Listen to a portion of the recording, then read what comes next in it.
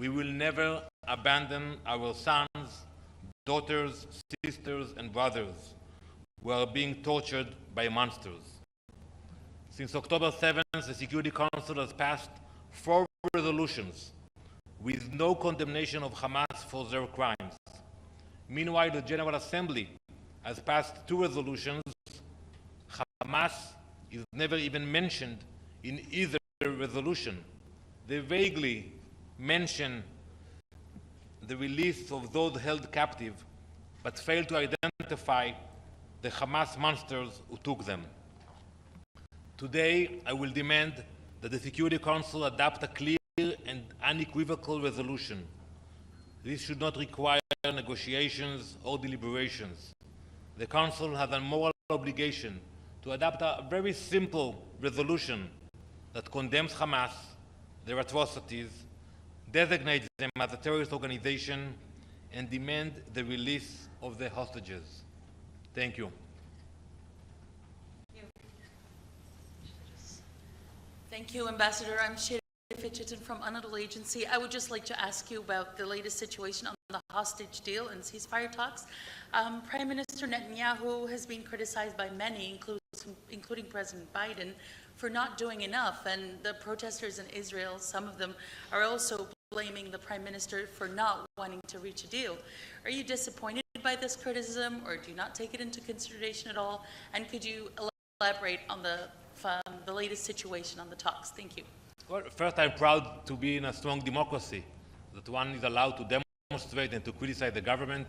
We haven't seen any demonstrations in Gaza since October 7th, and I'm sure you have a lot of people who are not happy with what's happening there. But let's speak about the facts regarding the ceasefire proposals. On May, the US presented a draft agreement. We said yes, Hamas said no. In August, it happened again. The US put another draft. We said yes, Hamas said no.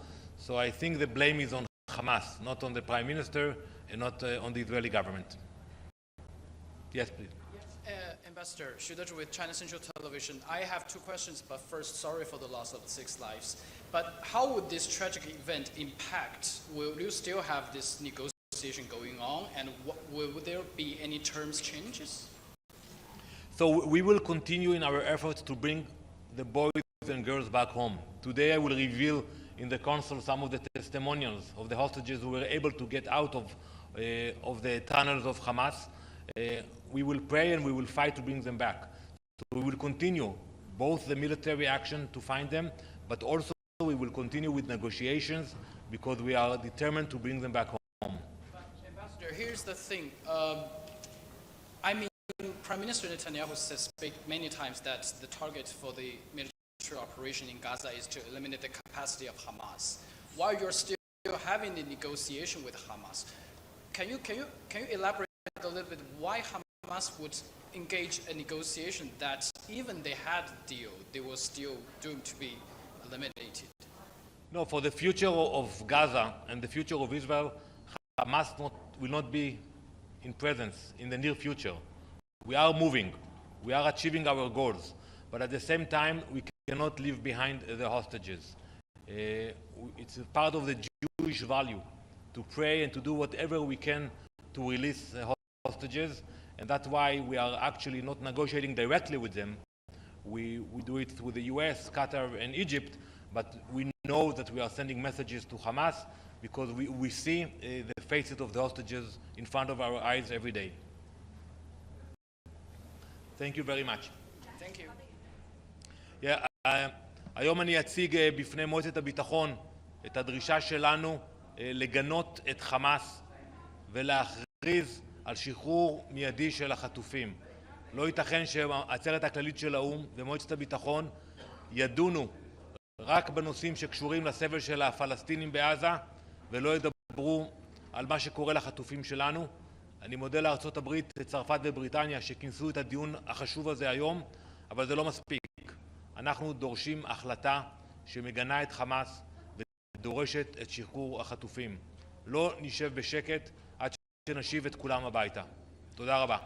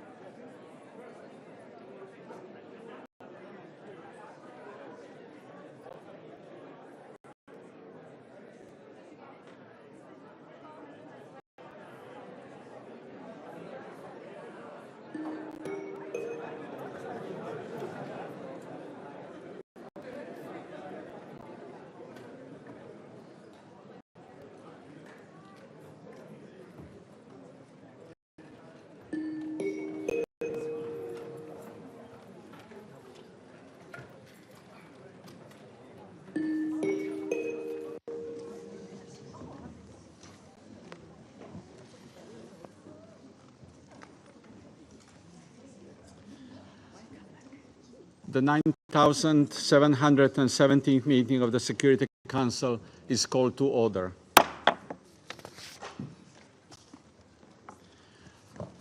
I should like to take this opportunity to pay tribute on behalf of the Council to our colleague, His Excellency Ms. Michael Imram Kanu, for his service as President of the Council for the month of August. I'm sure I speak for all members of the Council in expressing deep appreciation to Ambassador Kanu and his team for the great diplomatic skills with which they conducted the Council's business last month.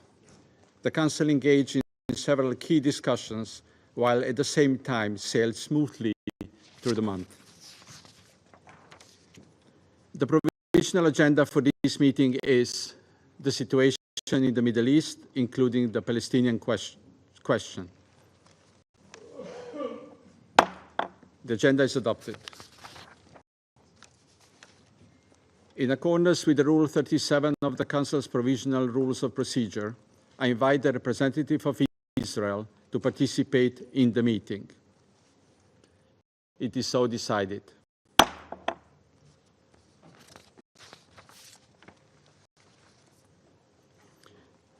I propose that the Council invite the permanent observer of the Observer State of Palestine to the United Nations to participate in the meeting in accordance with the Provisional Rules of Procedure and the previous practice in this regard. There being no objection, it is so decided.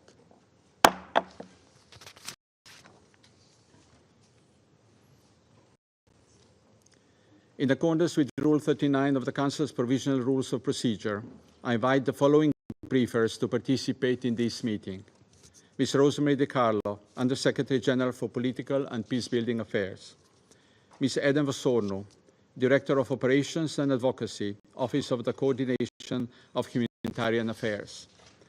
Dr. Efrat Braun-Harlev, Director of Schneider Children's Medical Center. And Ms. Yuli Novak, Israeli human rights activist and Executive Director of B'Tselem. It is so decided.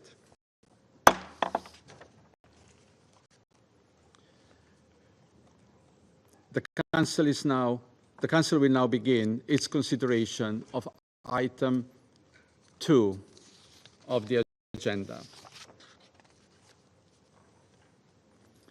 I would like to remind everyone that this is an official meeting of the UN Security Council. Being fully aware that today's briefing is emotionally not an easy one for anyone in the room, I would like to particularly remind all participants and speakers at today's discussion to engage in this meeting with utmost respect and to observe appropriate standards of tone, wording, and content in their remarks. I now give the floor to Ms. Rosemary DiCarlo.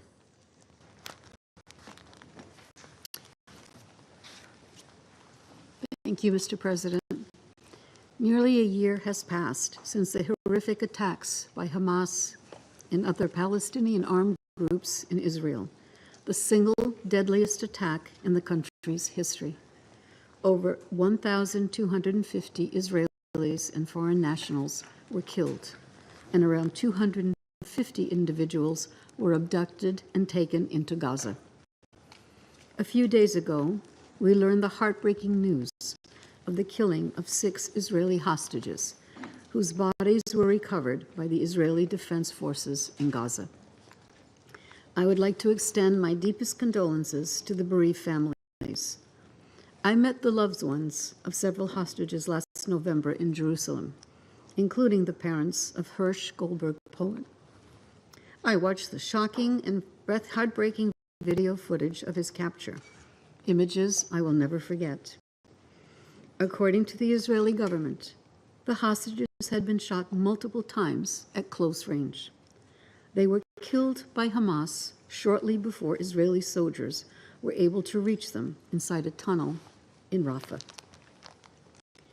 Following the recovery of the bodies, Hamas announced that militants guarding hostages in buildings and tunnels of Gaza had new instructions to kill hostages before they could be recovered alive by Israeli forces. At least 101 hostages are still held in Gaza. They are still denied humanitarian visits.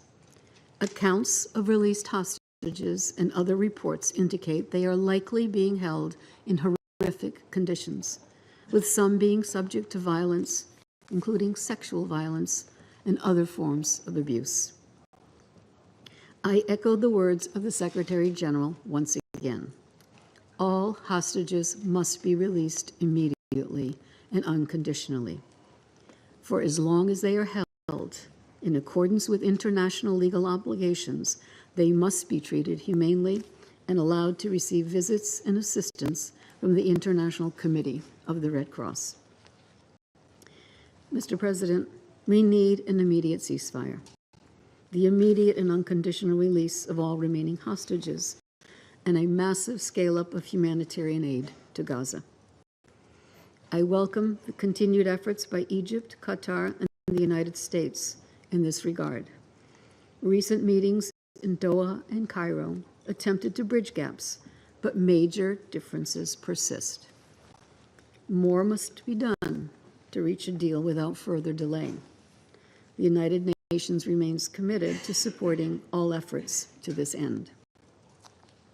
Meanwhile, the situation on the ground looks grim. Israeli military operations continue across Gaza, and the number of fatalities tragically keeps increasing. According to the Gaza Ministry of Health, since 7 October, some 41,000 Palestinians have been killed, a majority of whom were reportedly women and children. We continue to witness mass displacement of thousands of Palestinian families, most unable to access medical services, water, and sanitation. Many families have been displaced several times. Nowhere is safe in Gaza. At the same time, the indiscriminate launching of rockets by Hamas and other armed groups toward population centers in Israel also continues. Civilian objects in Gaza, including infrastructure, are also reportedly being used to shield fighters and military objectives, endangering the lives of civilians in and around them. Civilians should not, must not be used as human shields. Humanitarian access is tenuous at best, jeopardized by unsafe conditions, including a complete breakdown of law and order throughout Gaza. The 27 August security incident involving a World Food Program humanitarian convoy forced the agency to temporarily suspend the movement of its staff. My colleague, Director Wasorno from OCHA, will shortly brief you further on the catastrophic humanitarian situation and the agonizing conditions faced by humanitarian workers. Also, the Secretary General has been following closely the polio immunization campaign currently underway in Gaza. The images of young children receiving their vaccinations amid rubble and utter ruin are both moving and distressing. The polio pauses are a rare hope and humanity, a rare ray of hope and humanity amid the horror in Gaza. I note that the arrangements established between the UN agencies and the IDF to pause military activity in the designated vaccination areas have so far been respected. Like the Secretary General, I commend all those involved in this undertaking, especially our extraordinary humanitarian colleagues leading the campaign. Mr. President, while we continue to focus on ending the killing and destruction in Gaza, we cannot lose sight of the alarming situation in the occupied West Bank, including East Jerusalem. This includes Israeli military operations, settler attacks, and armed Palestinian violence against Israelis. Most recently, Israel launched on 28 August large-scale military operations against alleged terrorist cells in Jenin, Tulkarm, and Tubas governorates. The operations also involved the use of airstrikes.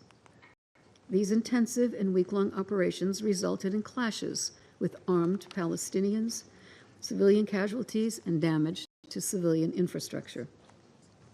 The operations were launched amid an uptick in attacks and clashes throughout the occupied West Bank, including in the Hebron area, with 2 car bombs near Israeli settlements the night of 30 August, the killing of 3 Israeli police officers in their car the following day, and a subsequent Israeli military operation in the area.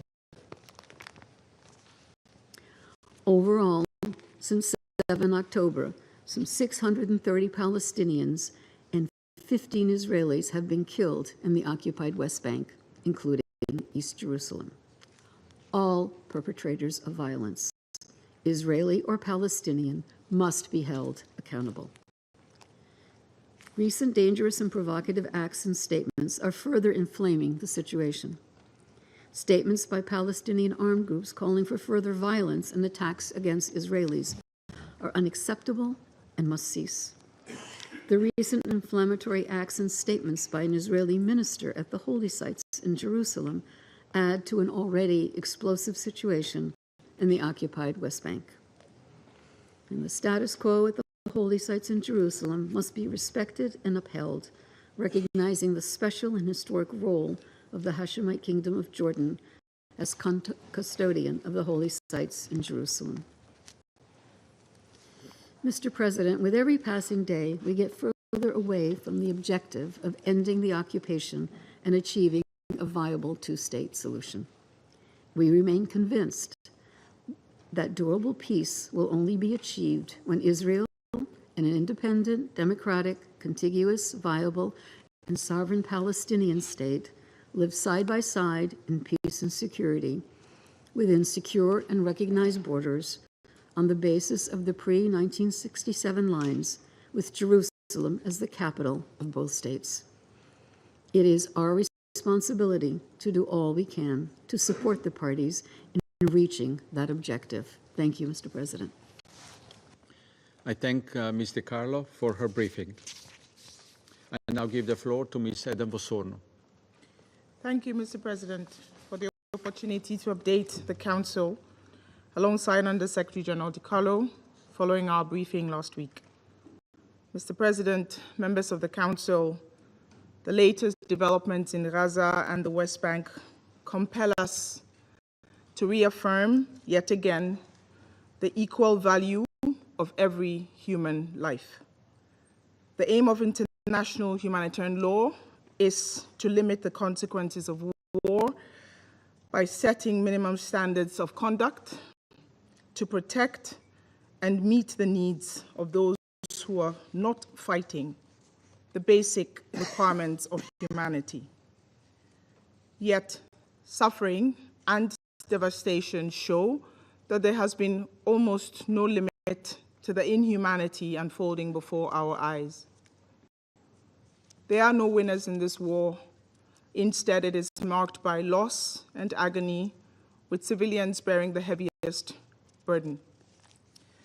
As USG De Carlo has just noted, we see this in the Hamas attacks on October 7, when more than 1,000 people were killed, scores of children included. We see this in the recent killings of 6 hostages. Again, as USG De Carlo has said, an estimated 101 Israeli and foreign nationals remain hostage in Gaza, including the remains of those declared dead. We are alarmed by the treatment and conditions of the remaining hostages and the refusal to allow visits or assistance from the International Committee of the Red Cross.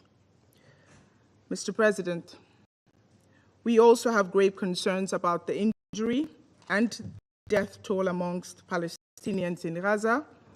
More than 40,000 people killed, 93,000 people injured, over half of them women and children, according to the Gaza Ministry of Health. Much of this death and devastation is the result of the use of heavy weapons in densely populated areas, including in camps, shelters, and areas where civilians have been told to evacuate. Mr. President, members of the Council, the brutality of this conflict seems to know no limits. We see this in the many attacks harming humanitarian workers, 295 humanitarian workers killed since October 7. We also see this in the attacks on humanitarian assets since January. United Nations vehicles have been directly hit in more than a dozen separate incidents, even though their movements were notified. Attacks hitting humanitarian personnel and their movement are further limiting the delivery of life-saving humanitarian aid. As noted last week, the World Food Programme temporarily suspended staff movements following an attack that hit one of its convoys on 28 August. We see it in the reports of ill treatment, including torture and sexual violence of thousands of Palestinians taken into detention by Israeli forces in Gaza and the West Bank. We see this in the parties' reported use of human shields and the embedding of military presence in populated areas. The medical system in Gaza has been decimated, leaving people, including pregnant and breastfeeding women, small children, without critical care. 19 of Gaza's 36 hospitals, more than half, are out of service. As noted many times before, the remaining hospitals are barely functioning, overwhelmed by patients amid shortages of fuel, medical supplies. Water infrastructure has been severely hampered, damaged, reducing the water supply to just a quarter of what it was before October 2023. Food sources and production facilities have been destroyed. Food delivery remains severely hampered by ongoing fighting, damaged roads, and barriers to the entry and movement of humanitarian supplies. Around 96% of the population continue to face high levels of acute food insecurity, with nearly 500,000 people facing catastrophic hunger. Vital humanitarian operations have been crippled, with growing denials of humanitarian missions and movements within Gaza, which is only causing suffering to compound further. At the same time, repeated evacuation orders leave civilians exposed to the dangers of hostilities and deprived of the essentials to survive. There is no safe place for civilians in Gaza. They must be allowed to seek protection. Mr. President, it does not have to be this way. Indeed, over the past few days, there have been signs that humanitarian objectives can inspire positive steps. We welcome the local humanitarian pauses, which have enabled the launch of the emergency polio vaccination, again, as Under Secretary General DiCarlo highlighted, and recognize the colossal efforts of human health actors to carry out the campaign in a very challenging environment. The senior humanitarian and reconstruction coordinator met with the highest government levels of the government of Israel yesterday on humanitarian concerns, including the importance of the polio campaign. According to the World Health Organization, over 187,000 children under the age of 10 have been vaccinated in the first phase of the campaign, towards the goal of reaching more than 640,000 children in the coming period. UNRWA is playing a vital role, including with over 200 teams operating in its clinics and health points. We also welcome the repair of the main water line between Israel and Khan Yunis by local partners in cooperation with UNICEF. While the water and sanitation situation in Gaza remains dire, the repair has restored water services in several areas, including Al-Mawasi, where hundreds of thousands of displaced people endure unbearable conditions. Despite all the challenges, we remain on the ground in Al-Mawasi and across Gaza providing essential assistance, including food and shelter, and protection services as best as we can. Food rations are being distributed, albeit at reduced levels. Due to the lack of supplies, wheat flour is excluded from the ration as it is prioritized for the 14 bakeries supported by humanitarian actors. Tents are also being distributed, though they are, of course, insufficient to match the needs of repeatedly displaced families, especially with the approaching cold and rainy weather. Mr. President, distinguished members of the Council, allow me to reiterate our concern from last week. We remain very alarmed by the human toll of intensified Israeli military operations in the West Bank. On the night of 27 and 28 August, Israeli forces launched the largest military operation in decades in northern West Bank against the backdrop of increased casualties, settler violence, forced displacement, and movement restrictions. It's now been a week, and that operation is still ongoing. Humanitarian organizations assessed needs in Tulkarm and are responding, but were denied access by Israeli forces for an assessment in Jenin. While access denials have limited our ability to fully assess the humanitarian impact, we can confirm that over 24 Palestinians have been killed over the past week. Hundreds of families have been displaced. There has been wide-scale damage to basic infrastructure and private property from airstrikes, military bulldozers, exchanges of fire, and explosive detonations. I recall that any use of force in the West Bank must comply with international human rights law and the standards governing law enforcement. Tactics typically used during hostilities and armed conflict are inconsistent with these standards and raise concerns of excessive use of force. Mr. President, respect for international humanitarian law and international human rights law is not optional. Allow me to restate that hostages must be released, civilians must be protected, and their essential needs must be met. This Council and all member states must use their influence to ensure compliance, including by exerting diplomatic and other pressure and cooperating in pursuing accountability.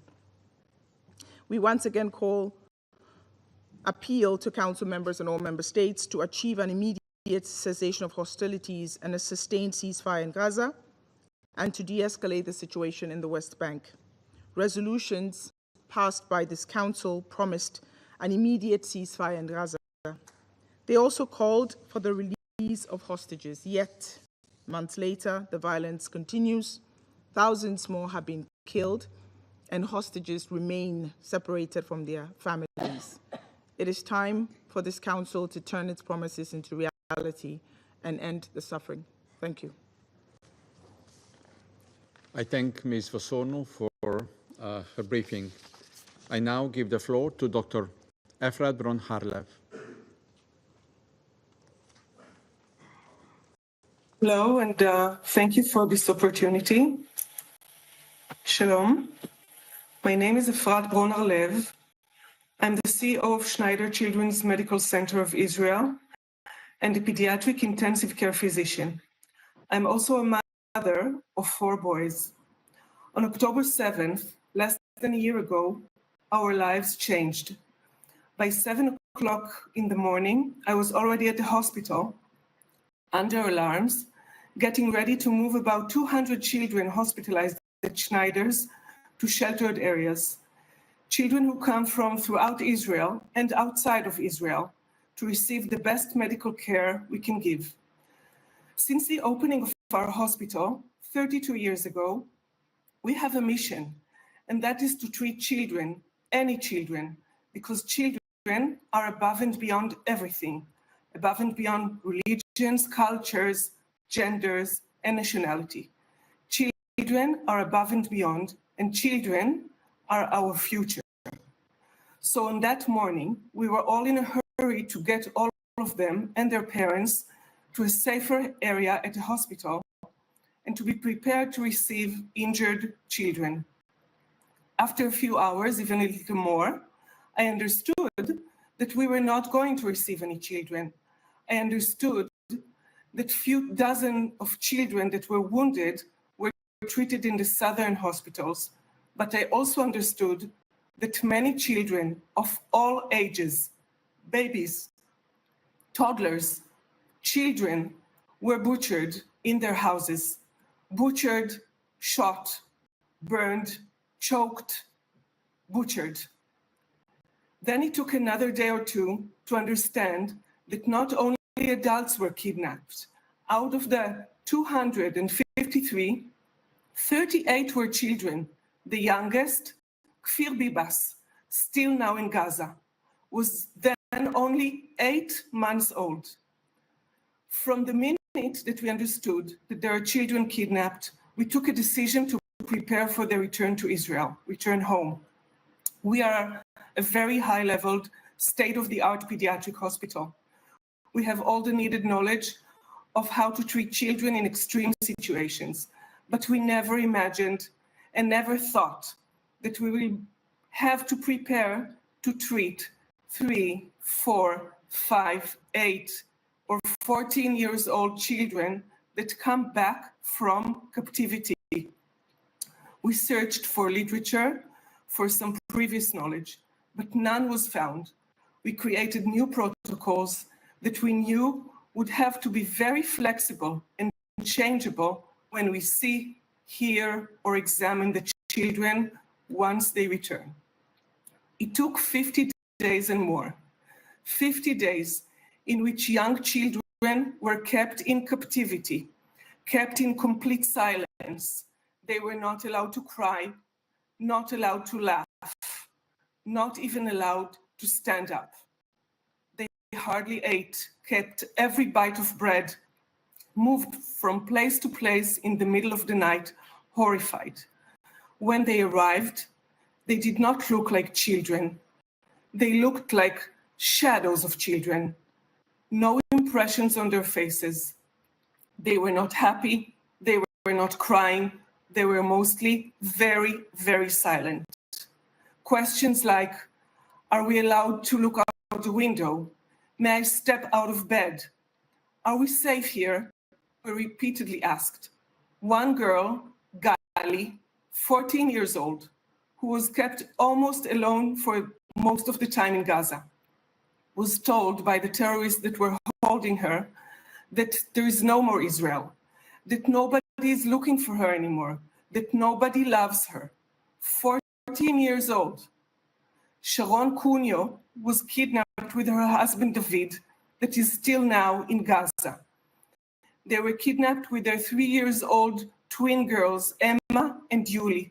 One of them was taken away from them for 2 weeks, a 3-year-old girl on her own in Gaza. Only after 2 weeks, while she was burning with fever, she was reunited with her parents in captivity. When they returned, skinny, scared, silent, it took them 2 days to get out of the rooms. Now, we are already 9 months after their return, definitely not back to their normal lives, still waking up terrified in the middle of the night, still talking about their terrible memories, and still waiting for their father, David. We received at Schneider 19 children, 6 mothers and 1 grandmother that were all in captivity. All of these children underwent unimaginable, horrific events when their closest relatives being murdered or taken with them to captivity. Children are innocent bystanders of any war. Sadly, children are known to be unintentionally hurt in many wars as innocent bystanders. This should always be avoided. It should never happen. But unintentional is very different than intentional. I simply cannot understand, cannot bear the thought that someone, a man, a woman, anyone could intentionally murder and capture children, lock them, torture them physically and mentally on purpose, intentionally. I'm here today as an Israeli pediatric physician and head of one of the leading pediatric centers in the world to tell you no child should ever go through what the children and civilians of Israel have gone through on October 7th. I need you to hear it, to understand it, and to help us bring back the children that have not yet returned, and to bring back all that are held in captivity back to their families in Israel.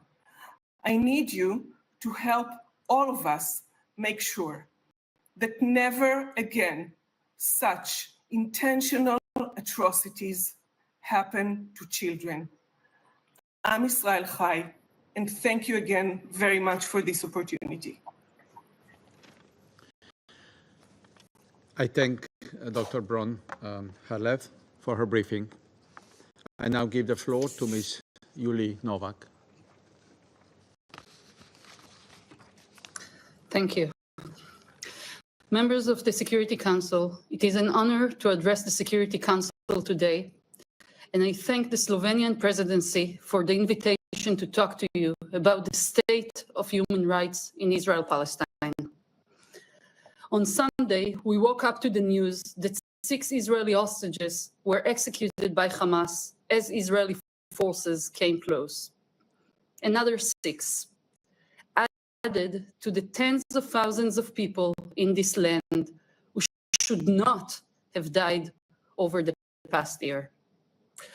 During this week, hundreds of thousands of Israelis have taken to the streets.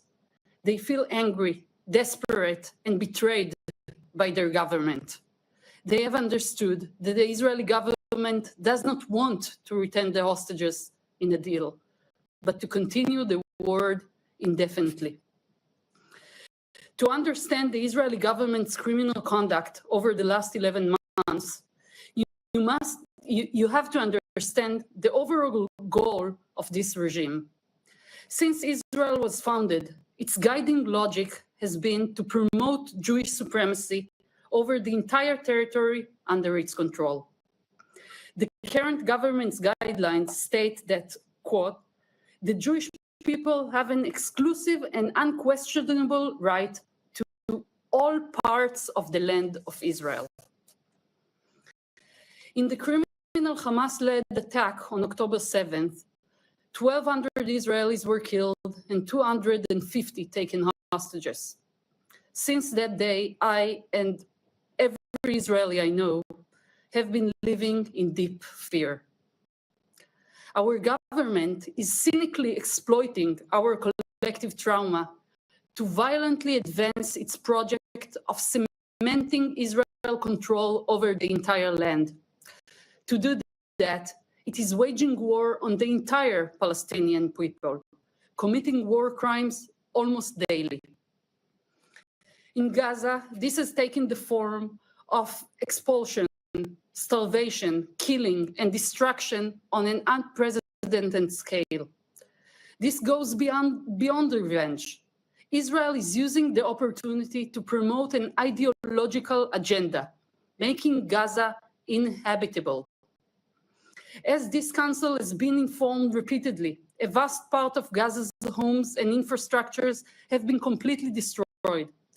By driving Palestinians out of entire areas and displacing millions, Israel is laying the groundwork for long-term control of Gaza that could lead to re-establishing Israeli settlements there. In the West Bank, including East Jerusalem, the government is exploiting the circumstances to create irreversible changes. Since October, Israeli forces have killed 640 Palestinians there, including at least 140 minors.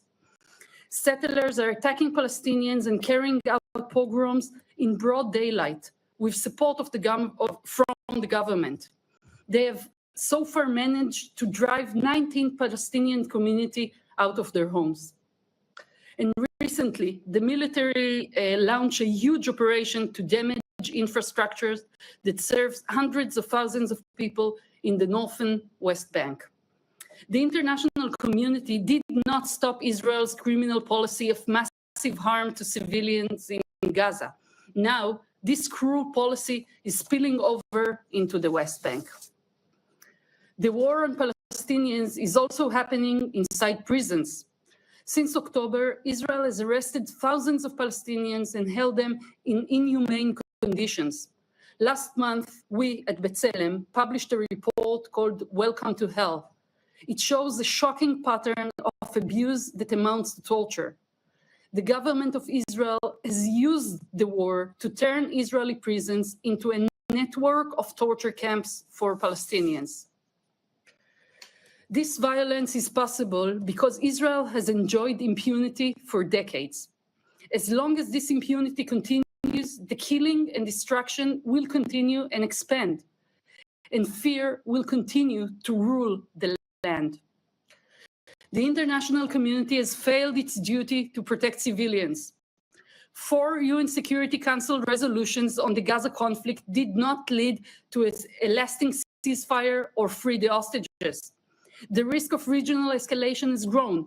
Diplomatic efforts did not stop the mass killing of civilians and the humanitarian disaster in Gaza.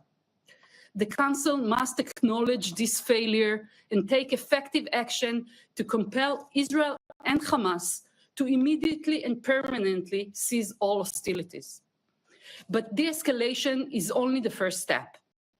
It is time for the Council to address the opinion of the International Court of Justice on the illegality of Israel's entire occupation and settlement project.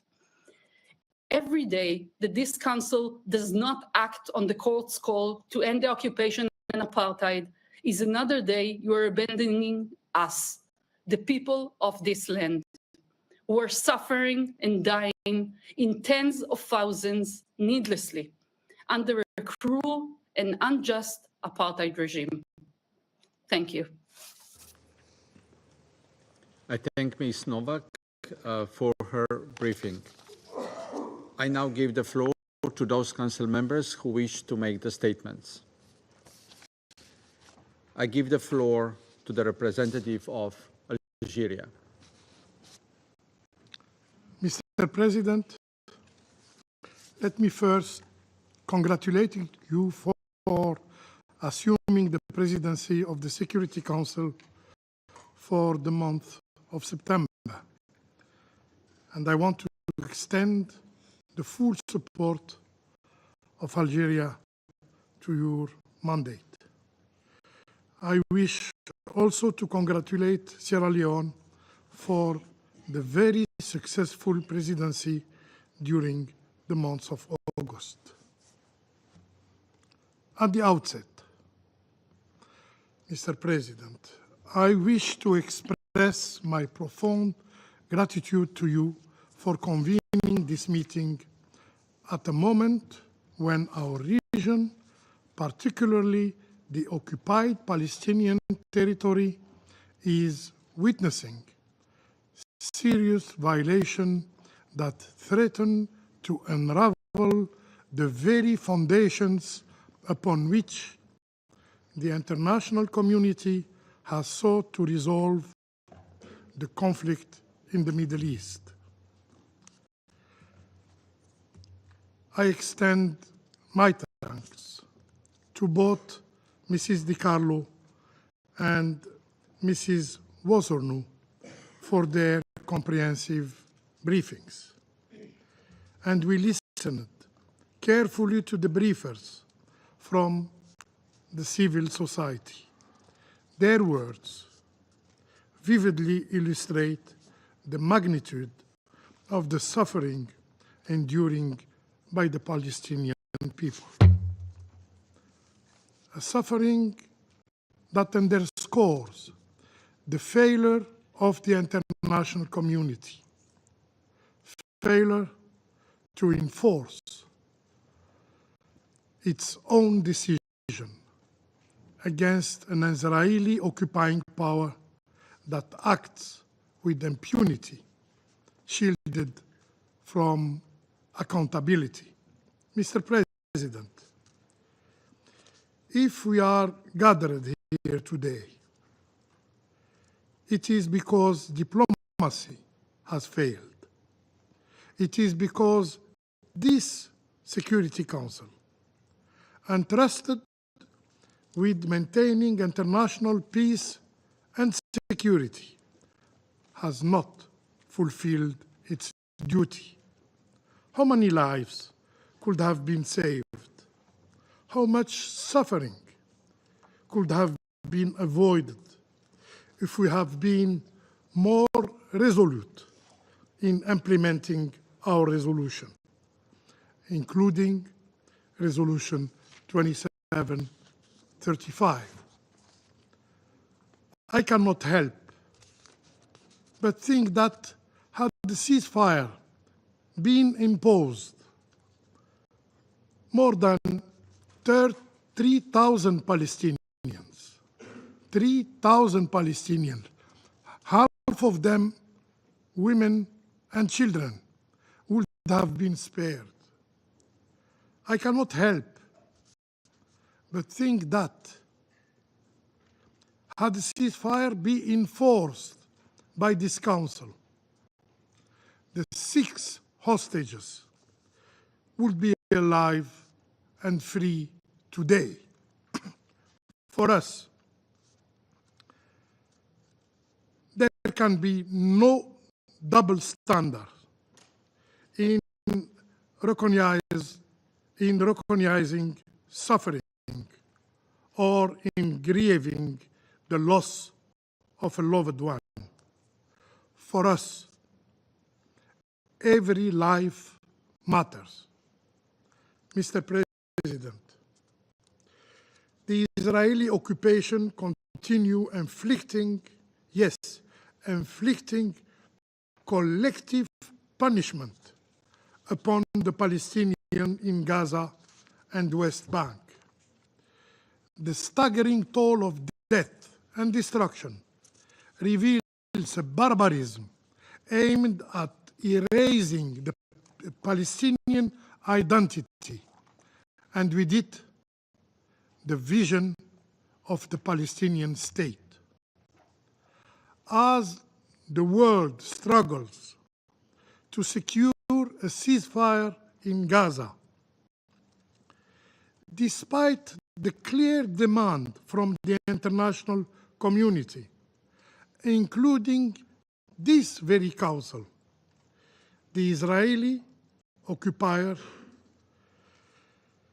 escalate since last week its operations in the West Bank, continuing to slaughter Palestinians in a blatant violation of international law.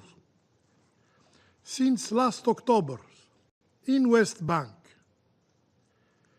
680 Palestinians have been killed by the Israeli occupying forces and also by settlers, including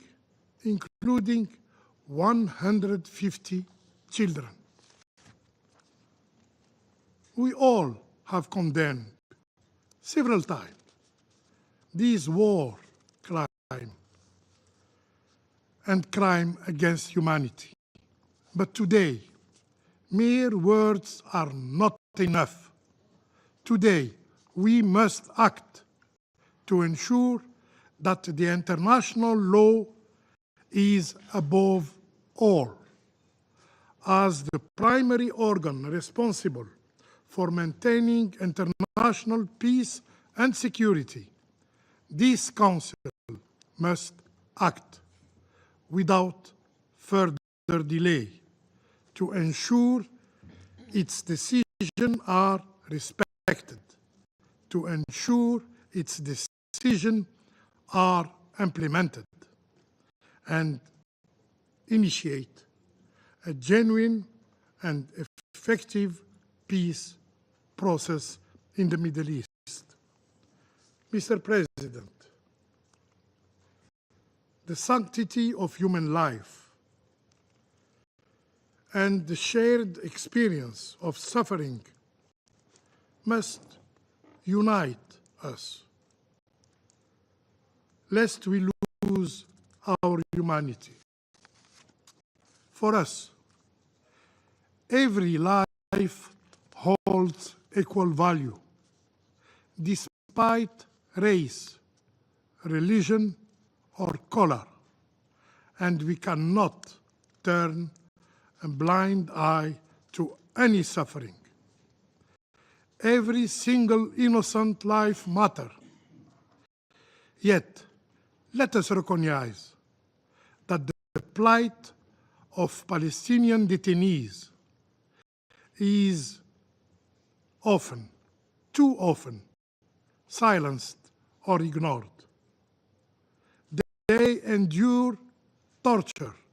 They endure abuse. They endure denial of access by the ICRC in a flagrant violation of international humanitarian law and human rights law.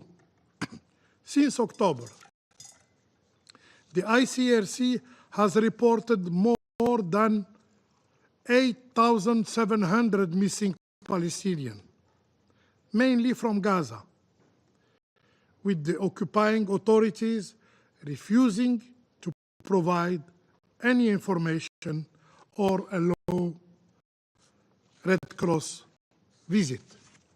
Today, over than 9,400 Palestinians, including more than 200 children, 200 children are held in Israeli prisons.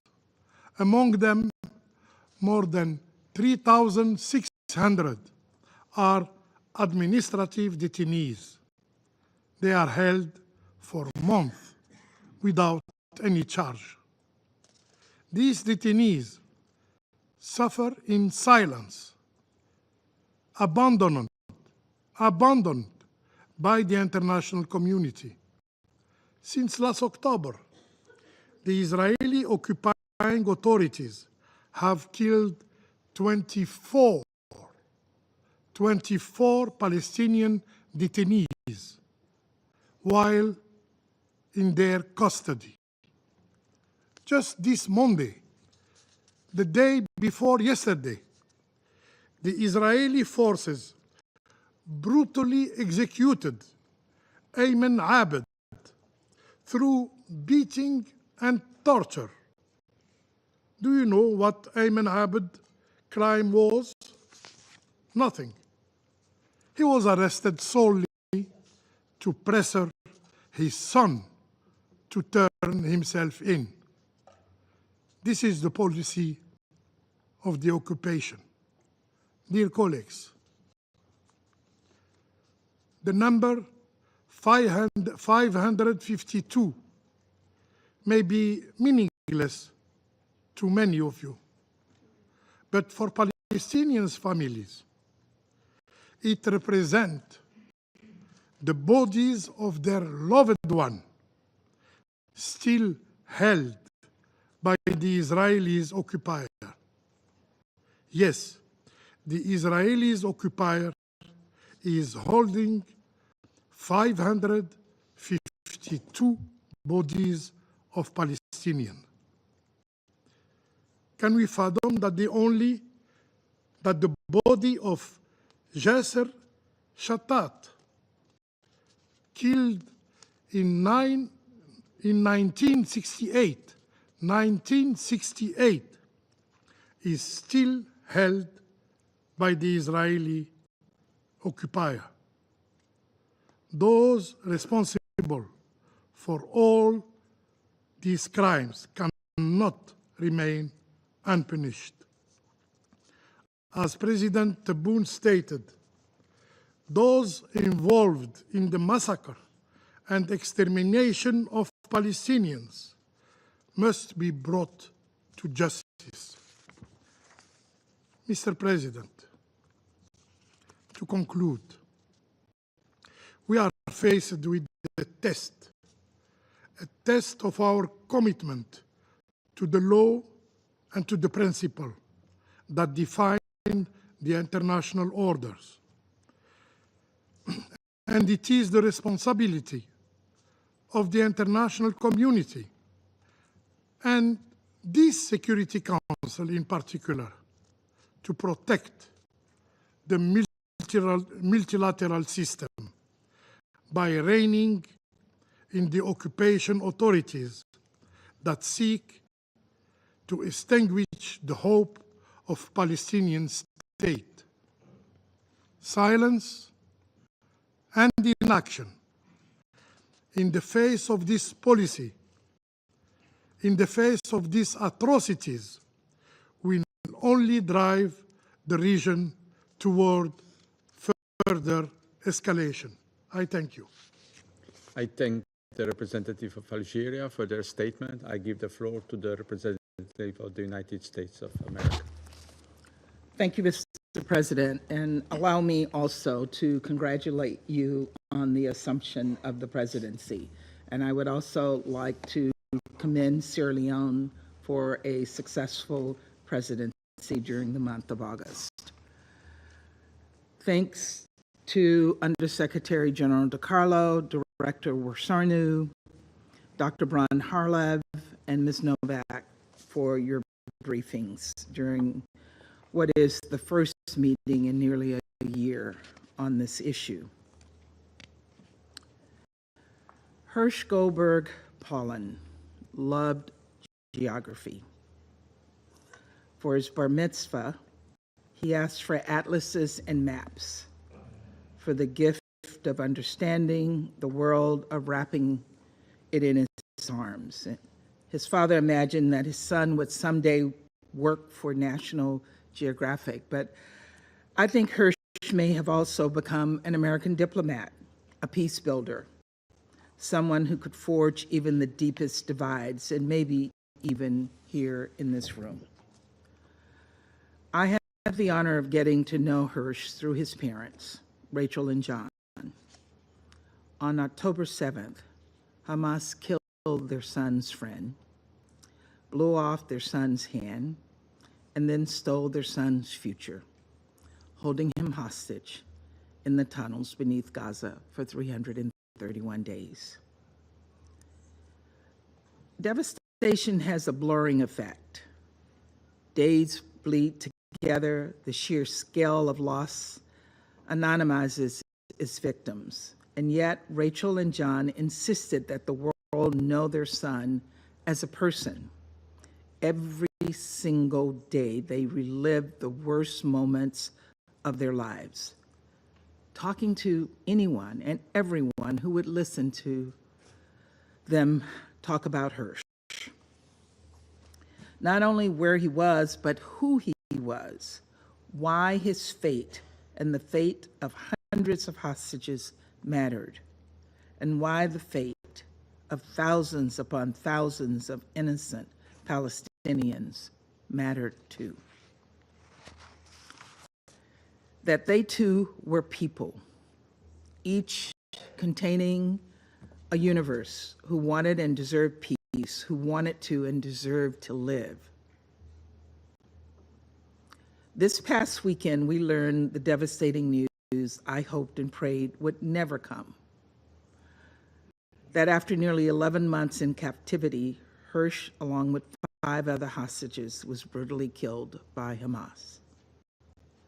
That he and Kamel and Alex and Eden and Ori and Almog would never be reunited with their families. Moments like these tempt people to retreat to their sides, to allow hurt to become hate. But I think about what Hirsch's father said just a few weeks ago, that there is, and I quote, a surplus of agony on all sides of the tragic conflict in the Middle East. That in a competition of pain, there are no winners. And so today I want to speak to the many, many people living in agony. That includes hostages that remain in the hands of Hamas, hailing from across the world, including the United States. We're doing all we can to bring these Americans home and all the hostages home to their families. The 6 hostages killed this weekend were executed at the same time negotiators were discussing the names of individuals to be released in a ceasefire deal. It calls into question the sincerity of Hamas negotiators, and it reveals yet again the ugly truth about the vile, depraved ideology that Hamas represents, from its massacre of 1,200 people to its weaponization of sexual violence. These latest murders confirm that Hamas is a terrorist organization. I know some members of this council won't acknowledge that, but that's the simple truth. No member of this council would tolerate their citizens being taken hostage and murdered, not a single one of us. The United States strongly condemns Hamas's brutality. It is long past time this council do the same. Make no mistake, we can condemn Hamas for what they are and still have empathy for the suffering Palestinians in Gaza, men, women, and children who are also experiencing agony. While Sinwar hides in tunnels underneath the ground and his henchmen murder hostages, Palestinian civilians are living in a hell on earth. Their lives continue to be put at risk by his cowardice and intransigence. As President Biden has made clear, Hamas's leadership will pay for their crimes. They must be held accountable. They cannot control Gaza. At the same time, we know that the best way to rescue the remaining hostages and alleviate the suffering of Palestinian civilians is through a negotiated ceasefire deal, one that will release the hostages and create conditions to enable a surge in life-saving aid in Gaza. Colleagues, we cannot lose patience with diplomacy. Diplomacy is not a matter of snapping our fingers and voila. It takes hard work. It takes effort, and unfortunately, it takes time. It has not failed. After all, it was diplomacy that helped secure the release of more than 100 hostages in November. And it is through diplomacy that we aim to bring the remaining hostages home and finally put this horrific conflict on a path toward a durable conclusion. The Israeli people should understand that the deal on the table is one their leaders can accept, because this is a deal that ensures Israel's security. As President Biden emphasized when announcing the principles of this deal, Hamas is no longer capable of carrying out another attack on the scale of October 7th. And so we continue to work closely with Qatar and Egypt to find a way forward and do all we can to make this deal a reality once and for all. At this crucial inflection point, it is vital that anyone who stands for peace stand with the three of us and continue to apply pressure on Hamas to end its brutality and accept the deal on the table, which is based on the principles and framework this Council endorsed in Resolution 2735. We cannot just move on. There is no palatable alternative to this diplomacy. Colleagues, we met last week on the issue of polio and protecting civilians. Since that meeting, Israel has coordinated closely with the UN to ensure the WHO and UNICEF could begin implementing a phased campaign vaccinating children under the age of 10 in Gaza. The United States welcomes the initial progress. Hundreds of thousands of vaccines administered in the first days of the campaign alone, and we reiterate the importance of UN and NGO personnel having the safety and space to administer polio vaccines and inoculate Gaza's at-risk population. Children's lives depend on their success. Separately, we're closely following the situation in the West Bank. We're concerned about the recent uptick in Israeli military activity there and believe that actions could escalate tensions must be curtailed. In particular, violent rhetoric and attack by extremist settlers against Palestinian civilians in the West Bank are unacceptable and must stop. Israeli authorities must take measures to protect West Bank communities from harm, including by intervening to stop such violence and by holding all perpetrators accountable. And we continue to emphasize that a revitalized and reformed Palestinian Authority is in Israel's own interest, and that steps that undermine the PA will not make Israel more secure. Indeed, Hamas's brutal murder of hostages is a reminder that a terrorist group does not and can never claim to represent the vast majority of Palestinians. But Hamas's hateful ideology cannot be defeated through silence. Leaders in Ramallah and in countries throughout the region must condemn Hamas's violent actions and increase public pressure on Hamas to accept the deal on the table. Colleagues, I hoped and believed that I would see Hersh Goldberg-Pollen alive, that I could have met him, talked to him about the magic of exploring the world, of healing the world.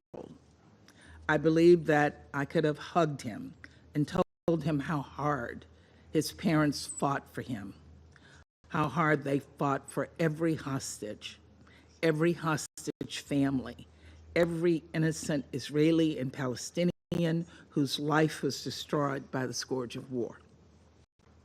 I'm devastated that I will never be able to meet Hersh, but I know that his memory lives on in his extraordinary parents.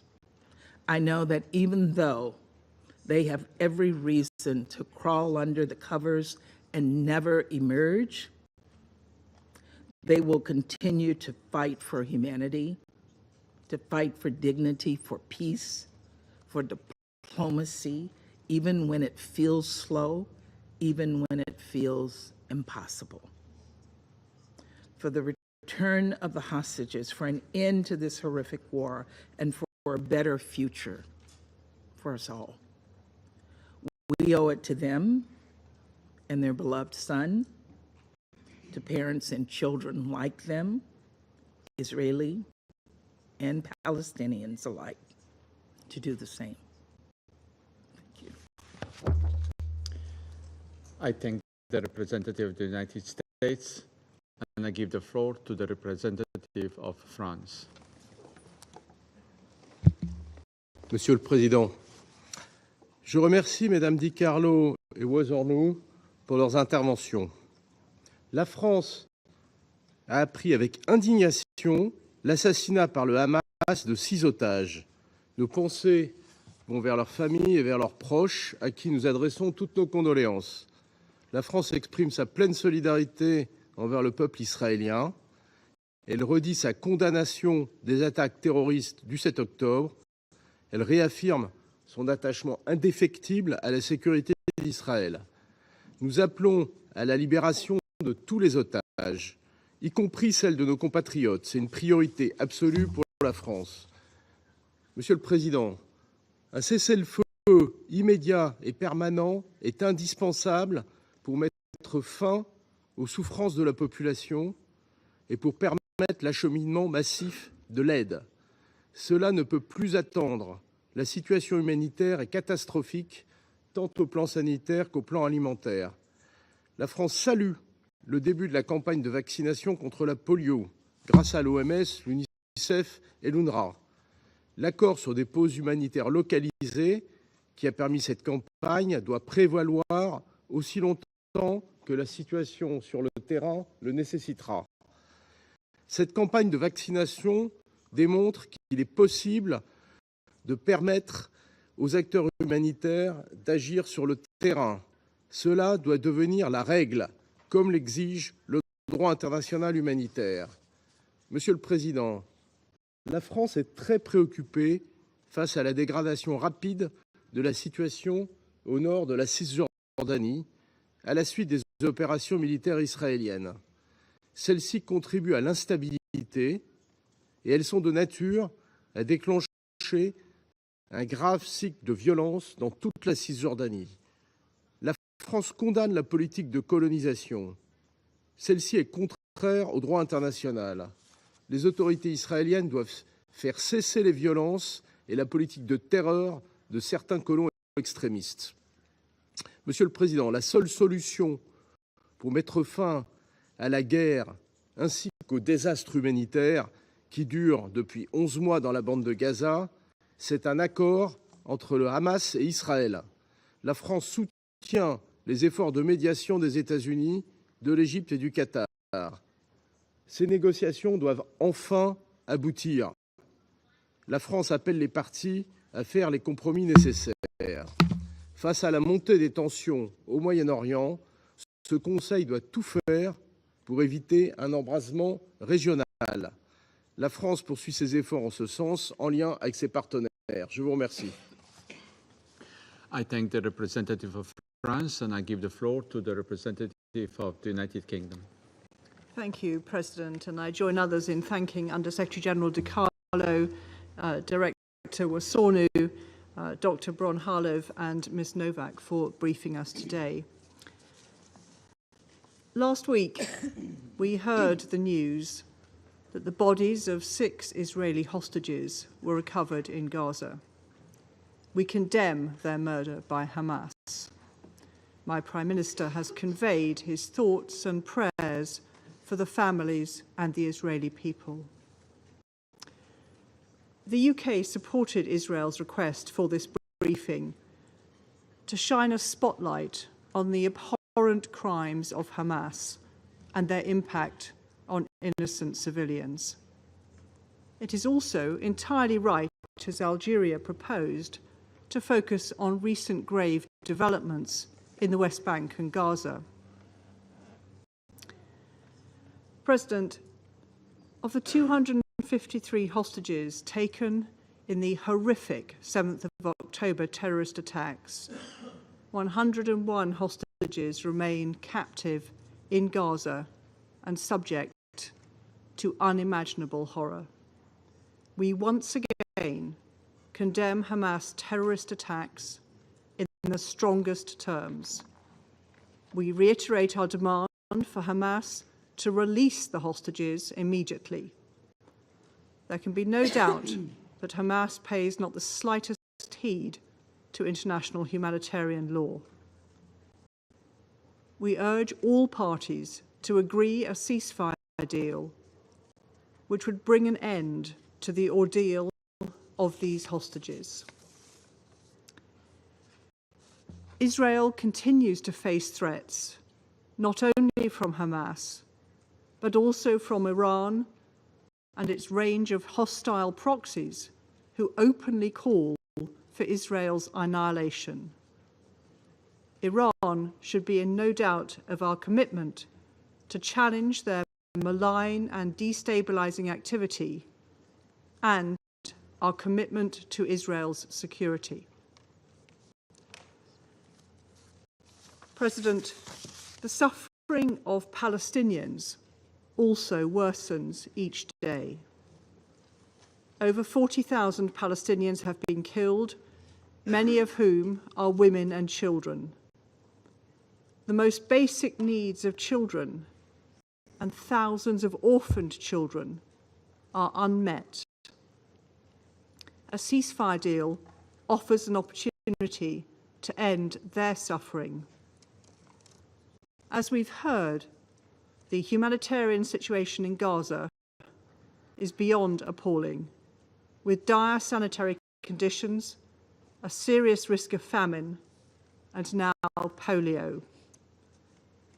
We welcome the polio vaccination campaign and urge Israel to continue to cooperate with the WHO and health agencies to ensure that the full 90% of children who need to be are vaccinated. More generally, as we've heard, humanitarian access remains inadequate, with attacks on convoys, evacuation orders undermining operations, and aid far below Israel's stated commitment to flood Gaza with aid. We urge Israel to do much more to ensure life-saving food and medical supplies reach civilians in Gaza. As my Foreign Secretary said this week, we're also deeply concerned by credible claims of mistreatment of Palestinian detainees, which the International Committee of the Red Cross cannot investigate after being denied access by Israel. President, concerns on the treatment of detainees and humanitarian access were part of my government's review into Israel's international humanitarian law compliance. As a result, my Foreign Secretary took the decision to suspend certain UK arms export licenses to Israel earlier this week. This decision in no way undermines our unwavering commitment to Israel's security.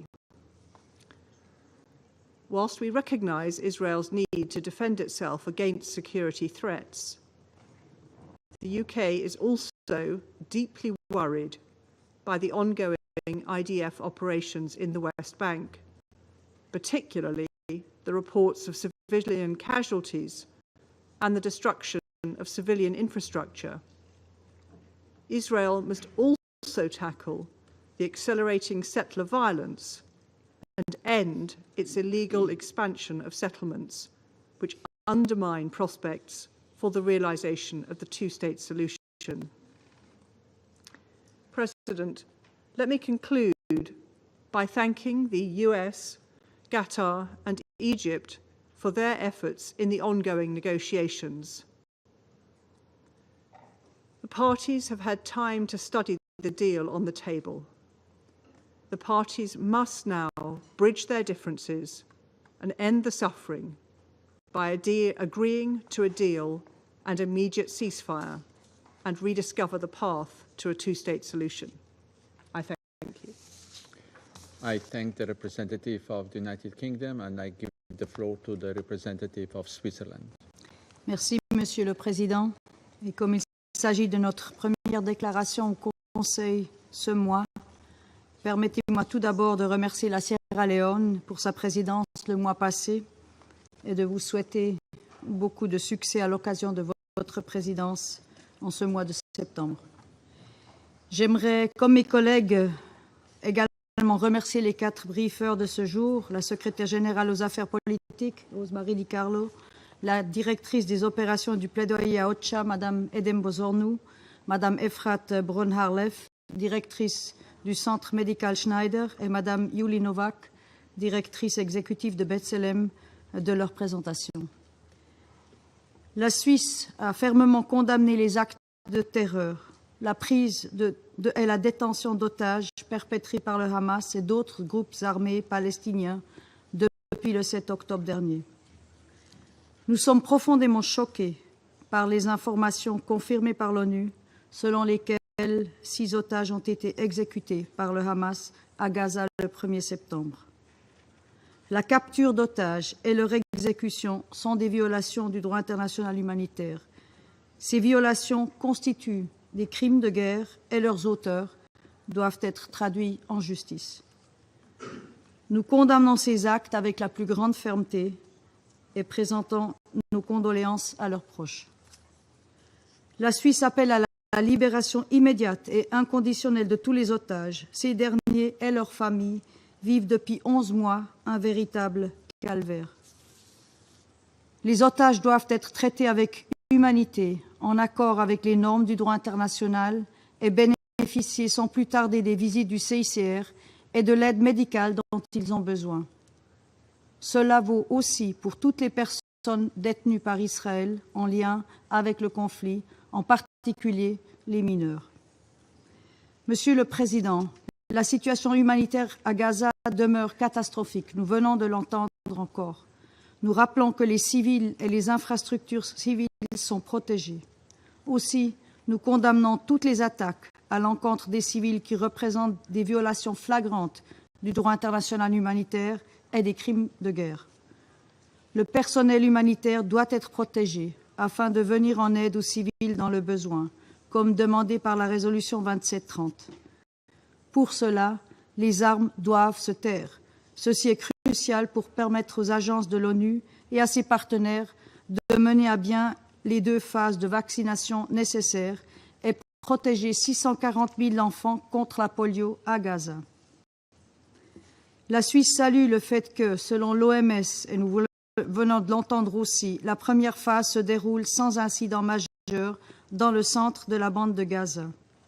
Nous saluons le personnel humanitaire pour son engagement et son courage dans des conditions très difficiles et exhortons toutes les parties à continuer à faciliter cette campagne. Comme il a été dit durant la séance demandée par la Suisse et le Royaume-Uni la semaine passée, cette campagne démontre qu'une opération humanitaire d'envergure est possible à Gaza si les hostilités cessent et qu'un accès humanitaire sûr, rapide et sans entrave est garanti, conformément au droit international humanitaire. Il est grand temps que cela devienne une réalité, et ce, dans toute la bande de Gaza. Monsieur le Président, un cessez-le-feu est impératif et urgent dans toute la bande de Gaza. La Suisse réitère son soutien à la médiation des États-Unis, du Qatar et de l'Égypte pour trouver un accord en ce sens, conformément à la résolution 2735 de ce Conseil. Un tel cessez-le-feu apportera aussi une contribution majeure à la désescalade régionale, mais cela n'est pas suffisant. Pour éviter à tout prix la régionalisation du conflit, le respect du droit international, y compris du droit international humanitaire et des droits humains, est nécessaire. Cela s'applique aussi à la Cisjordanie, y compris Jérusalem-Est, où la violence n'a jamais été aussi élevée depuis la seconde intifada, en particulier en raison des attaques de colons et des opérations menées par les forces de sécurité israéliennes, comme celles actuellement dans les gouvernorats de Jenin, Tulkarem et Toubas. Dans ces opérations, l'usage de la force par Israël doit notamment répondre aux critères de la nécessité et de la proportionnalité et respecter les droits de tout individu à la vie et à la sécurité de sa personne. À défaut, et comme le rappelle aussi la Cour internationale de justice dans son avis consultatif du 19 juillet, un usage excessif de la force et le fait qu'Israël manque de prévenir ou de punir les attaques des colons sont incompatibles avec les obligations d'Israël en vertu du droit international. La Suisse souligne qu'Israël, en tant que puissance occupante, est responsable du maintien de l'ordre en Cisjordanie et d'assurer la protection et le bien-être de la population, qui comprend la réalisation de leurs droits fondamentaux. Nous exhortons les autorités israéliennes à traduire en justice tous les auteurs de violences envers les civils et de destruction délibérée de biens et infrastructures civiles. Nous le rappellerons inlassablement, tout acte de violence à l'encontre de civils, israéliens et palestiniens, est inacceptable. Le droit international doit être respecté en tant que première étape essentielle sur le chemin de la paix. Ce chemin doit aboutir à la solution négociée à 2 États, Israël et la Palestine, dont Gaza fait partie intégrante, et vivant côte à côte en paix et en sécurité à l'intérieur de frontières sûres et reconnues. Je vous remercie. I thank the representative of Switzerland and I give the floor to the representative of Ecuador. Gracias, presidente, y agradezco a los oradores por sus exposiciones informativas, a la presidencia por convocarnos de manera rápida rápida y eficiente, respondiendo a pedidos de varias delegaciones. Le felicito además por asumir la presidencia y le ofrezco todo el apoyo de esta delegación. El Ecuador condena enérgicamente el asesinato de los 6 rehenes israelíes cuyos cadáveres fueron encontrados en el sur de la franja el pasado fin de semana. El asesinato de rehenes es una grave violación de los derechos humanos y del derecho internacional. Los responsables deben ser llevados ante la justicia y pagar por sus actos. Mi país extiende sus condolencias a las familias de los rehenes muertos. Es imperativa la liberación de los 101 rehenes que permanecen en poder de Hamas desde su secuestro, producido durante los ataques terroristas perpetrados por ese grupo el pasado 7 de octubre, ataques que mi país deplora una vez más. Esta liberación de rehenes debe producirse de manera inmediata e incondicional. Es asimismo necesario un inmediato alto al fuego que permita mejorar las condiciones humanitarias cada vez más difíciles que enfrenta la población civil en Gaza y reducir las tensiones regionales. El Ecuador condena también los ataques contra civiles y personal humanitario. Es preciso detener la muerte y destrucción. En definitiva, lo sucedido hace evidente la necesidad de la implementación de la resolución 2735 de este Consejo sin excusas ni demoras artificiales. Para el efecto, las partes deben concluir ya sus negociaciones de buena fe, demostrando voluntad política y verdadera valentía. Este sería el menor homenaje al interés superior de los niños, palestinos e israelíes, quienes deben ser protegidos en todo momento, no lastimados y menos deliberadamente atacados. La campaña de vacunación contra el polio, que inició hace pocos días, es una muestra que con genuina voluntad política los resultados llegan.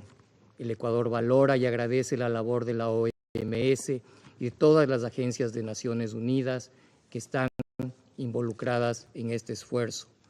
En cuanto a la situación de Cisjordania, la escalada de violencia y las grandes operaciones militares registradas en la zona en los últimos días hacen necesario reiterar los llamados hechos en repetidas ocasiones a actuar con contención y moderación, respetando en todo momento las disposiciones del derecho internacional humanitario.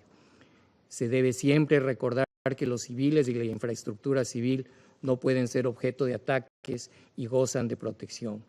Finalmente, señor presidente, es necesario detener las provocaciones y las declaraciones que exacerban la violencia. El status quo de los sitios sagrados de Jerusalén debe ser respetado. Es momento de actuar con responsabilidad. Gracias. I thank the representative of Ecuador for their statement, and I give the floor to the representative of Guyana. Mr. President, allow me to firstly congratulate you on the assumption of the presidency of the Council. You have Guyana's full support, and I also extend our gratitude to the delegation of Sierra Leone for their excellent stewardship last month. I thank Under-Secretary General DiCarlo and Director Bosorno for the information provided. I also listened carefully to the moving words of Dr. Efrat Brun-Harlev and Ms. Yuli Novak. Mr. President, the arbitrary deprivation of an individual's liberty is one of the most egregious crimes. It is particularly repulsive because it attacks a person's dignity, especially when that individual, someone's mother, father, sister, brother, grandparent, or relative, is reduced to a bargaining chip. Guyana reiterates its strong condemnation of the taking of hostages during the 7th October attacks on Israel, and underscores that such actions constitute a grave violation of international law, particularly Common Article 3 of the Geneva Conventions. On the same principle, Mr. President, we also demand the immediate release of all Palestinians arbitrarily detained in Israel. No life is more valuable than the other, and a crime is still a crime, regardless of the perpetrator. Mr. President, the people of Palestine continue to be deprived of their freedom and are now being dragged to the edge of the precipice. From all indications, they would be thrown over that precipice, except drastic measures are taken by this Council and by those countries with real influence to stop the aggressor. This is simply what is needed for the aggression of the occupying power against the Palestinian people to stop immediately and unconditionally. We should, however, not entertain the dangerous notion that the cessation of hostilities in the Gaza Strip and the West Bank, to which those hostilities are now spreading, is a privilege we must implore the occupying power to grant to innocent civilians in Palestine. Neither should we entertain the equally dangerous notion that Israel has the right to defend itself in whatever manner it deems fit. On the contrary, Israel has both legal and moral obligations to end its hostilities in Gaza and the West Bank, and to take all actions to ensure the protection of civilians and the provision of essential goods and services for their survival. How many more briefings do we need to hear? And how many more tragic figures must we be apprised of before we take meaningful and decisive measures to stop the genocide of Palestinians? 86 days ago, this Council adopted Resolution 2735 with the fervent conviction that we were setting the stage for an early deal involving a ceasefire, the release of hostages, and a surge in humanitarian assistance. Sadly, in the 86 days since Resolution 2735 was adopted, the death toll in Gaza rose by over 3,600 and those injured by more than 9,500. These developments in Gaza are compounded by increasing violence and killing of Palestinian civilians in the West Bank. Things have only gotten worse for Palestinians, for the Israeli hostages, and indeed the entire region since the adoption of that resolution. The goalpost seems to be shifted at every turn, with Hamas and Israel accusing each other of obstructing progress in the negotiations. With a deal being seemingly elusive, Guyana urges this Council to act swiftly to bring an end to the atrocities being meted out against Palestinian civilians. Mr. President, dear colleagues, as the UN prepares for the Summit of the Future, I am compelled to contemplate what the future means for Palestinians. With no visible horizon of hope, in a struggle older than these chambers, the future looks bleak. The occupying power sits at the head of the table of those enabling the cultivation of a culture of hatred between Israelis and Palestinians. While people on both sides suffer, politicians stoke discord for self-preservation. Let us call a spade, Mr. President. Who are the real benefactors of this ongoing war in Gaza? It is not right, moral, just, or legal to continue fueling this war, where those bearing the brunt are innocent women and children. Guyana believes that the majority of our leaders cannot comfortably adopt the Pact for the Future with its noble aspirations while turning a blind eye to the ongoing indiscriminate killings of Palestinians. History is already judging us, but this Council has the power and responsibility to turn this tide. Mr. President, it is worth reminding that the situation in Palestine today did not begin on 7th October 2023. We must cast our minds back to 1948, because it was in that year that Israel first violently rejected the two-state solution. Since then, that violent rejection has continued, manifested in cycles of war and ever-expanding settlement activities inter alia. What we have seen since 7th of October are the symptoms of this rejection of the two-state solution, with the victimizer capitalizing on the horrific events of September-October to carry out its own sinister motives, even amidst protests by its own citizens. Again, Mr. President, let us call a spade a spade. Over these last few days, the names of the hostages whose bodies were recovered have been repeated, and we have come to know a bit about their lives. It is the least that we could do to honor their memory and the tragic circumstances under which they died. This compelled me to also contemplate the thousands of innocent Palestinians who were killed since 7th of October, whose names could not all be mentioned, lest we took a day for every 10,000 persons killed. Guyana believes, though, that the best way to honor the memory of both Palestinians and Israelis who have died in this war is for this Council to take immediate action to end this war. We have the tools at our disposal. Let us use them. In conclusion, Mr. President, while each briefing is a grotesque recollection of all the horrors of the war, it must be more than that. It must be a call to action. It must be a call to action to which the Council responds decisively, substantively, and effectively.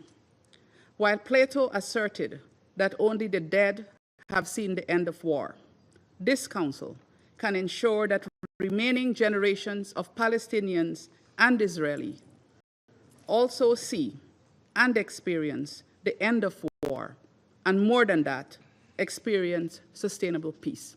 I thank you. I thank the representative of Guyana for their statement, and I give the floor to the representative of Japan. Thank you, Mr. President. First of all, I would like to express our gratitude to Sierra Leone for their successful presidency in August, and wish Slovenia, the president for this month, the best of luck. Let me also thank USG DiCarlo, Director Wilson, Dr. Brong-Harev, and Ms. Novak for their respective briefings. We are almost 11 months into this devastating conflict, and yet violence and tragedies in Gaza are never ending. The news that 6 hostages held by Hamas were found dead is truly heartbreaking. Japan is deeply saddened and outraged by the murder of these innocent hostages, and we express our sincere condolences to their bereaved families and loved ones. It is inhumane and totally unacceptable to use hostages' lives as bargaining chips. Hamas must release all remaining hostages immediately.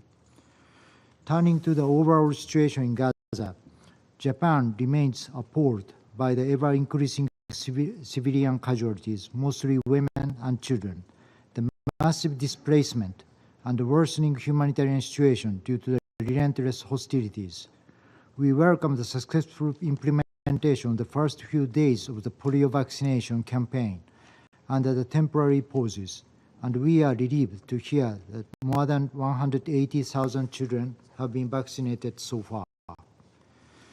The brave efforts and dedication of the relevant UN agencies, despite the extremely difficult conditions, are commendable. However, the suffering of Palestinians and the desperate situation in Gaza will remain the same as long as the fighting continues. Nowhere is safe. People are compressed into ever smaller areas by the repeated evacuation orders. There are critical shortages of food, medicine, clean water, and other basic necessities. Public order has collapsed, further threatening the well-being of the population and creating challenges to the work of aid workers. In short, the civilians are paying the highest price of the conflict.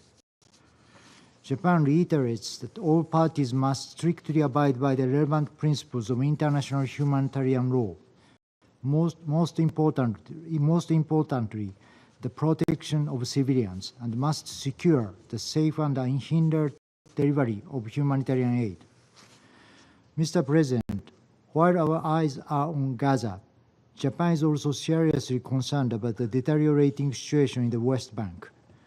We deeply regret the continuing settlement activities and condemn extreme settler violence committed against Palestinians. Most recently, the ongoing large-scale Israeli military operations in the West Bank and their ramifications are alarming.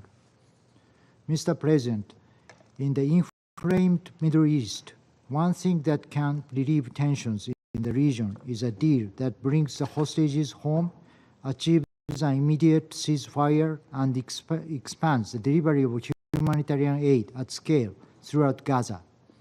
In this regard, Japan strongly supports the tireless diplomatic efforts by the US, Egypt, and Qatar, and urges both parties, especially Hamas, to swiftly conclude the deal in accordance with the Security Council Resolution 2735.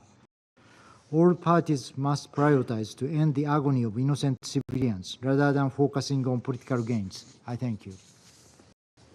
I thank the representative of Japan for their statement, and I give the floor to the representative of Sierra Leone. Thank you, Mr. President. I thank you for convening this meeting at the request of the State of Israel, supported by the delegations of France, the United Kingdom, and the United States, and separately requested by the delegation of Algeria to discuss various issues related to the conflict in Gaza. I thank the briefers, Under-Secretary General Rosemary DiCarlo and Director Edem Wasono for their important briefings. And I thank Dr. Ifred Born-Halev and Ms. Yul Novak for the information provided.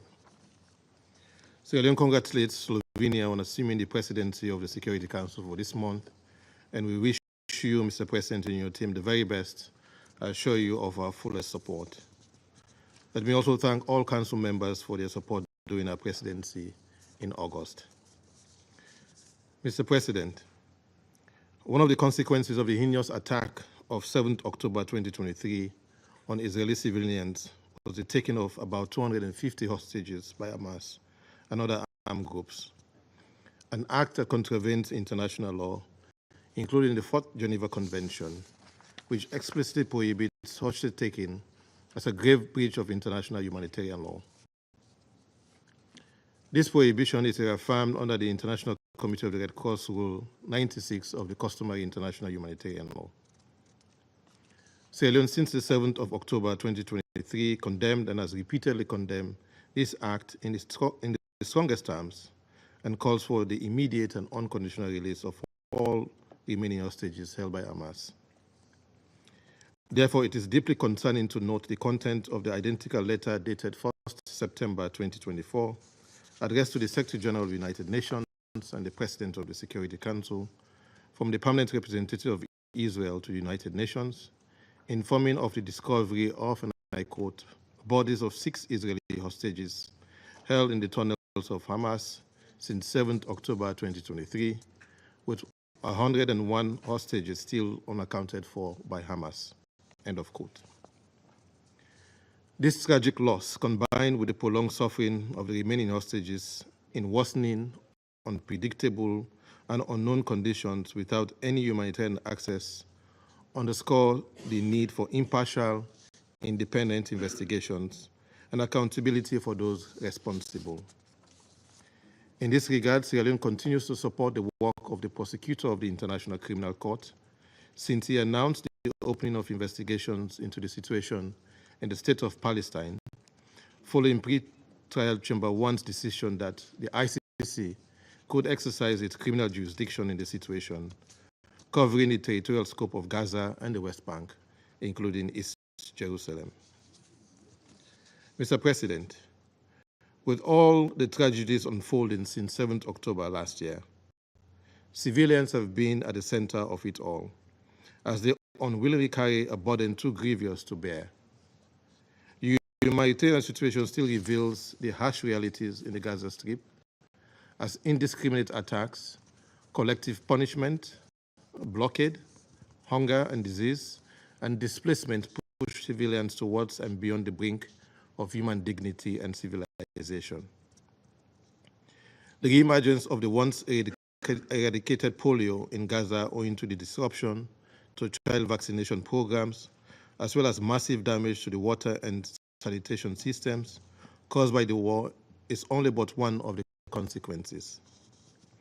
However, and amidst this atmosphere of high tension and risk, we welcome the area-specific humanitarian pauses that allow for the rollout of the first phase of the polio vaccination campaign in central Gaza. The joint effort demonstrated by the WHO, UNICEF, UNRWA, and other partners reinforces the selfless nature of the humanitarian personnel in the field. We reiterate appeal to the relevant parties to the conflict to respect the temporary pauses and work towards achieving the long overdue lasting ceasefire.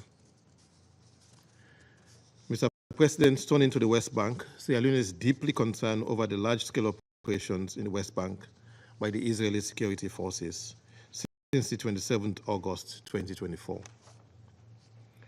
We regret that 29 deaths and 50 injuries have been reported as of 1st September 2024 as casualties from the West Bank governorate of Jenin, Tubas, Tukarem. We welcome withdrawal of Israeli forces from Tukarem and Tubas and implore them to do the same in Jenin, an area where they have instituted a curfew, which, as reported, is seriously affecting the residents and their access to essential services. The 19th July 2024 advisory opinion of the International Court of Justice has made it clear in its determination, amongst others, that, and I quote, Israel's continued presence in the occupied Palestinian territory is unlawful, and that Israel is under obligation to bring to an end its unlawful presence in the occupied Palestinian territory as rapidly as possible. End of quote.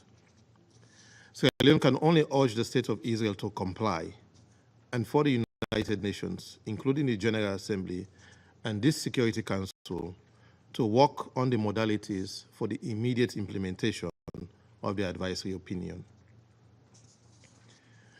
Mr. President, at this point in the conflict, it is evident that the civilians in the Gaza Strip can no longer endure the untold suffering being inflicted on them. Can we for once consider the sanctity and priceless nature of a single human life, let alone the over 40,000 civilians who have been lost and 94,224 injured in Gaza? With this in mind, Sierra Leone would make the following points. Firstly, we call on the relevant parties to this conflict to implement the resolution of the Security Council, including 2735, which, with the passage of time, would require further action by this Council. We urge the parties to respond to the mediation effort in good faith from Egypt, Qatar, and the United States by committing to an immediate cessation of hostilities and agreeing to a deal that will facilitate the exchange of hostages and prisoners, provide substantial humanitarian aid, and establish a permanent ceasefire. Secondly, in seeking to address the reported sticking point in the ongoing negotiations, we call on the parties to the conflict to explore feasible options, including the proposal that has been put forward by the UN Secretary General on security guarantees in Gaza and for Israel. Thirdly, we continue to remind the relevant parties of their obligations to respect and comply with international law, in particular international humanitarian law. Fourthly, and as part of the future outlook, Sierra Leone reaffirms its commitment to the political horizon of the two-state solution, where the two states, Israel and Palestine, coexist peacefully within secure and recognized borders. We therefore reiterate our rejection of statements and actions of the conflicting parties that incite or undermine efforts towards the peaceful solution of this prolonged conflict. Let me conclude, Mr. President, by stating that upholding human dignity and the rule of law is a shared global responsibility. Therefore, Sierra Leone reiterates its condemnation of all acts of violence against civilians and call for independent and impartial investigations that will lead to accountability to end impunity, recognizing the critical nexus between peace and justice. My delegation therefore stands ready to steadfastly pursue any initiative that will advance the peace process between Israel and Palestine. And I thank you. I thank the representative of Sierra Leone for their statement. I give the floor to the representative of Malta. Thank you, President. Since this is the first meeting of this Council this month, let me congratulate you on assuming the presidency of the Council. I also thank Sierra Leone for steering its work during the month of August in an efficient and professional manner. I thank Undersecretary De Carlo, the OSHA Director Ada Mosorno, and other briefers for their insightful remarks and sobering briefings. It is gravely alarming that with each briefing this Council receives, the situation in the occupied Palestinian territory and Israel steadily worsens.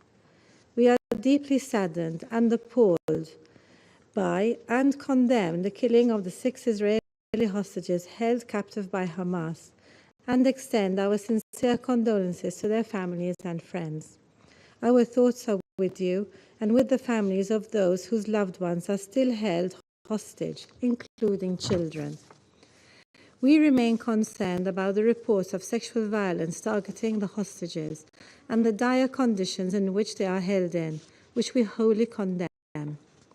Equally worrying are Hamas's recent announcements that hostages are to be killed should the Israeli Defense Forces close in on them.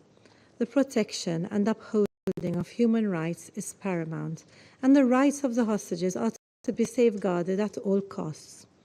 As we have said many times in this chamber, Malta reiterates its unreserved condemnation of the 7th October terror attacks and the ensuing killings and hostage-taking committed by Hamas and other armed groups, and remind that hostage-taking is a grave violation of international law.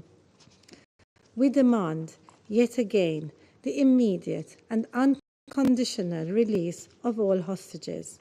Humanitarian access to the hostages must also be facilitated.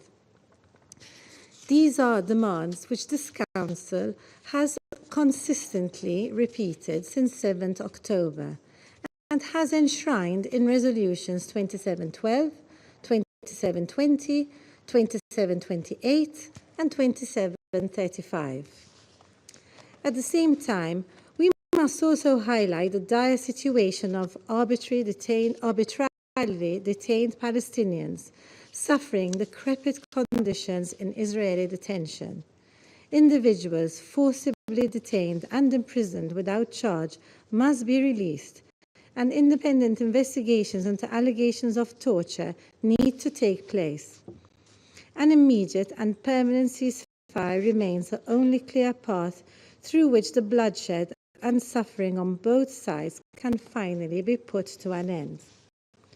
The urgency of a ceasefire is undeniable in the face of a situation in Gaza, which is catastrophic, with civilians bearing the brunt of the conflict.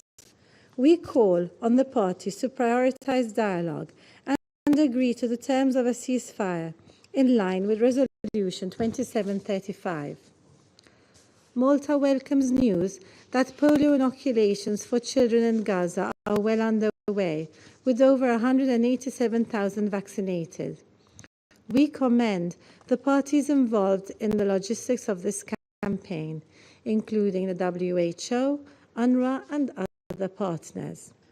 Amid conditions fraught with peril on every front, Gazan children deserve to be protected from this additional health risk. However, we stress that other relentless threats to their lives must also be addressed.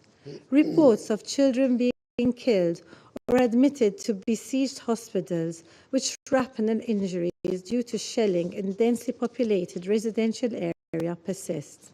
Children are neither a target nor collateral damage. Their special protection under international law are clear and need to be urgently adhered to by all parties. With conditions of food insecurity, severe water and sanitation deficiencies, and a devastated health system brought about as a direct result of Israel's military campaign, additional threats are always imminent.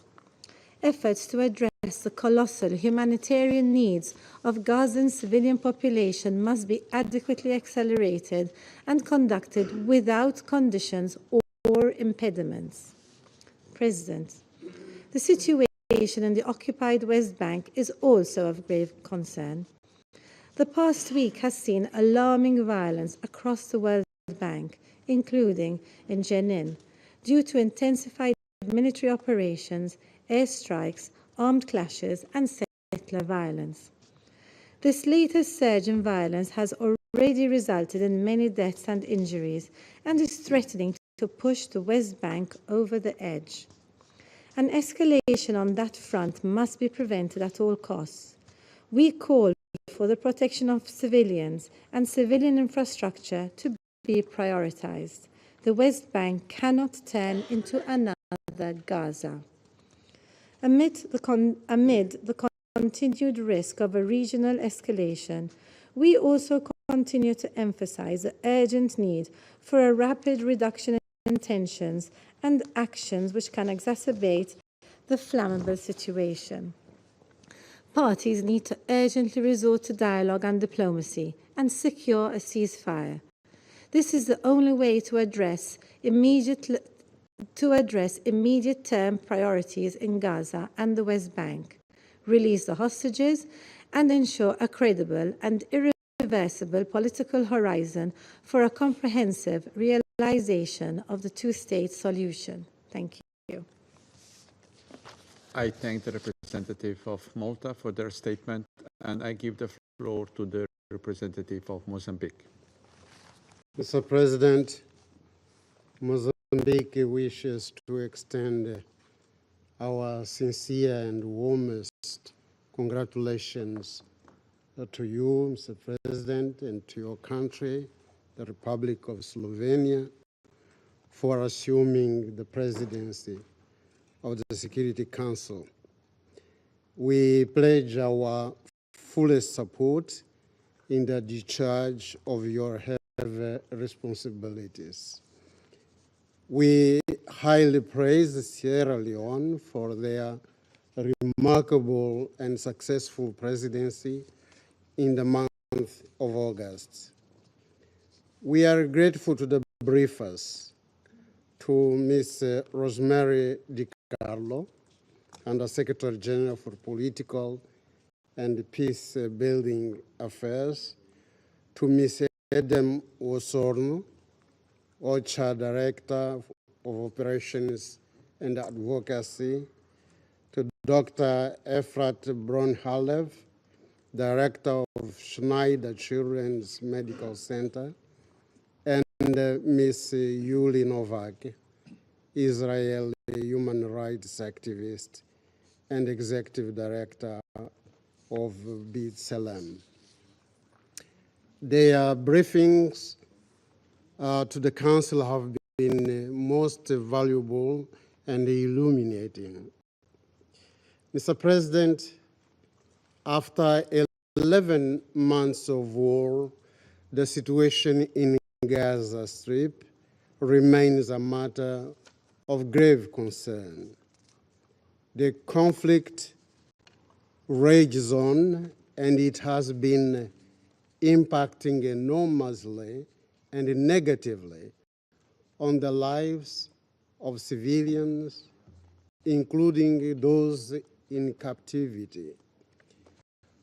Hostages and Gazan population are facing immense suffering, uncertainty, and without any prospect or ray of hope.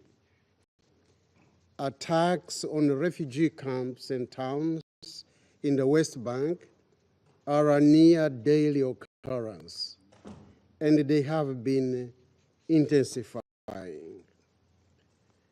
Since October 2023, when the current hostilities erupted, Mozambique and in fact other members of this council and the entire international community have been calling for the protection of civilians and respect for international humanitarian law being systematically violated by the warring parties in Gaza.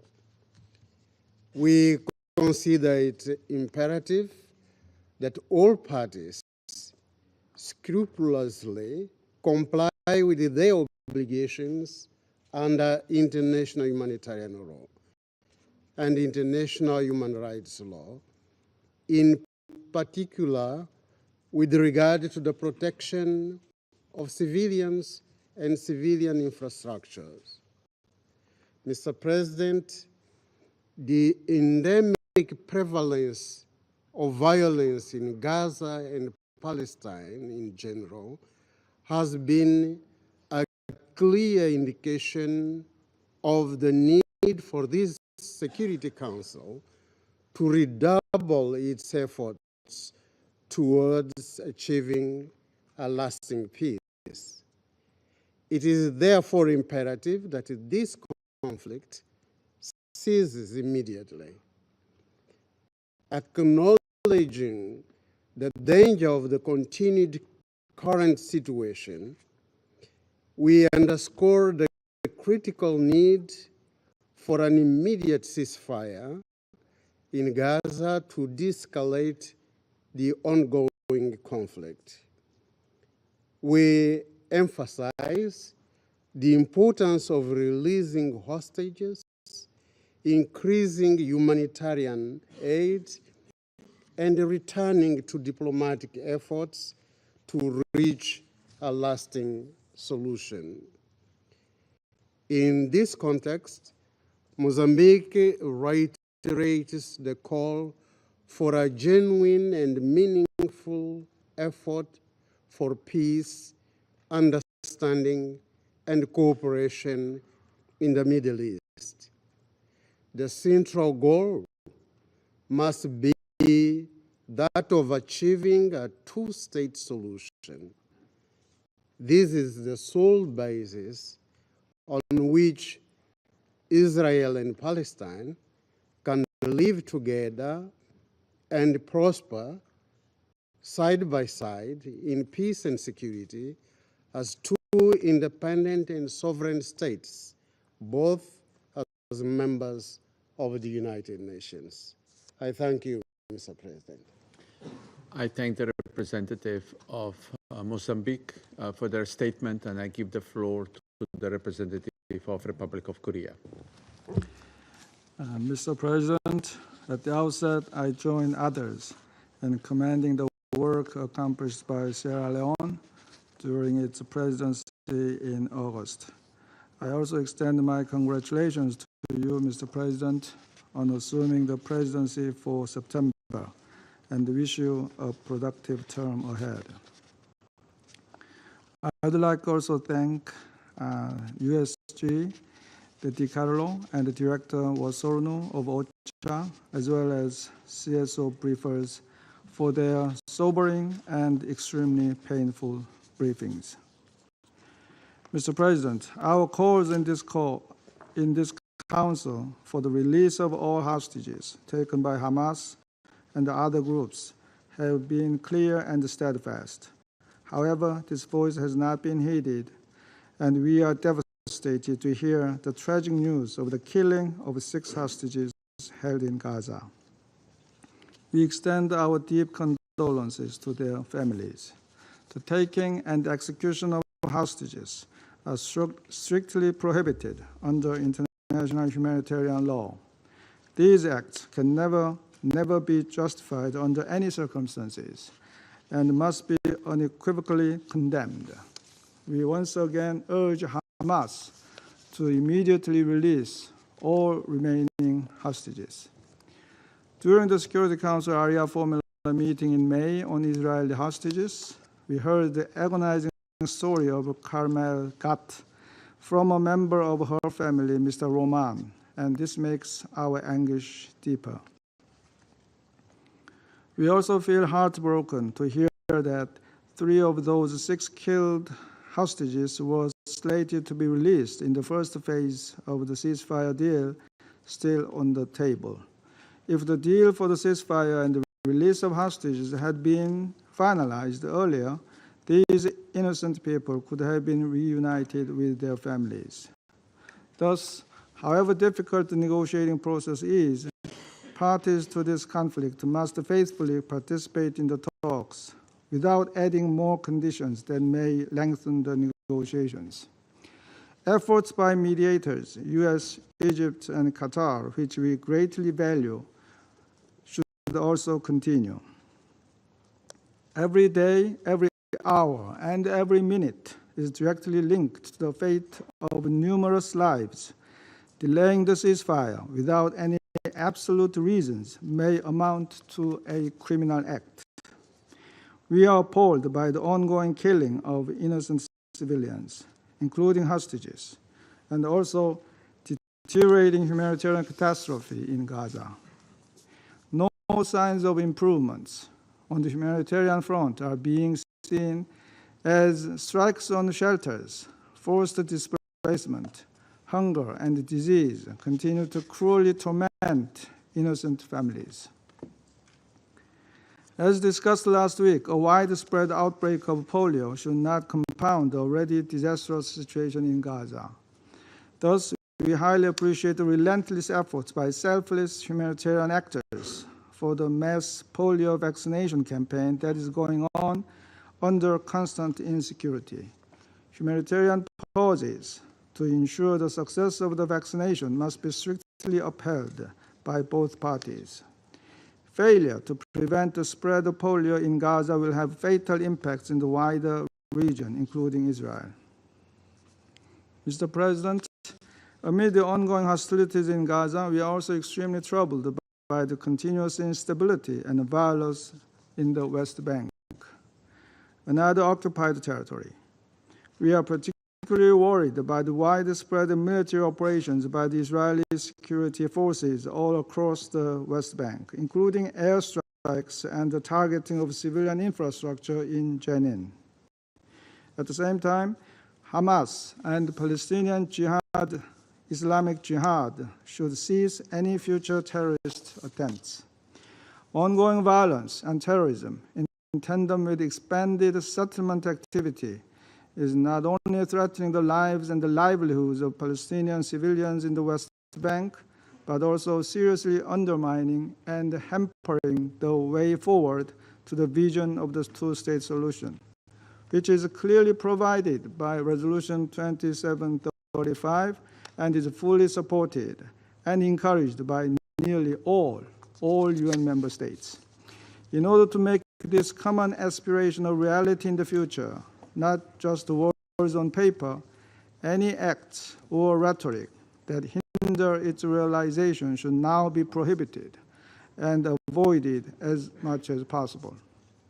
Mr. President, Israel should ban and refrain from illegal settlement activities, as well as the inflammatory rhetoric that are inconsistent with the Security Council Resolution 2334.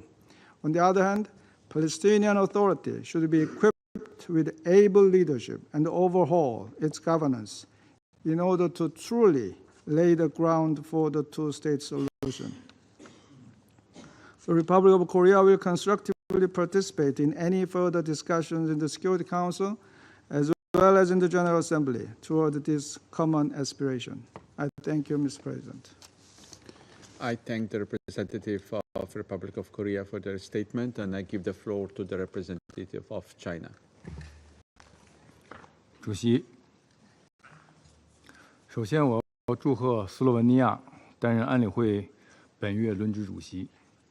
中国代表团将全力支持你和你同事的工作。我也赞赏塞拉利昂完成上个月安理会主席的工作。我感谢迪卡洛副秘书长、我 SONO 主任以及2位民间社会通报人的通报。主席，6名人质在加沙遇难，令人痛惜。他们的不幸遭遇令人同情。中方谴责一切针对平民的暴力，反对一切违反国际法和国际人道法的行为。我们再次呼吁加大外交努力，推动所有被扣押人员，无论是以色列人还是巴勒斯坦人，都尽快获释，早日回家。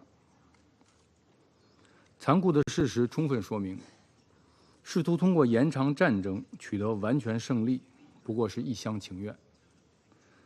武力不会为解救人质创造有利条件，只会加剧仇恨和矛盾，使对抗更加激烈，局势更加动荡。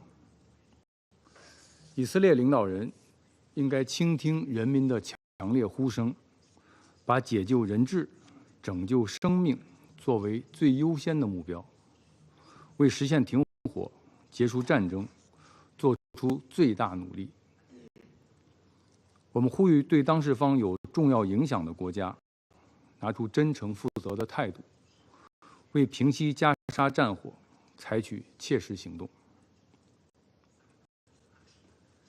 每一个人的生命都是宝贵的，都不应该被剥夺活下去的权利。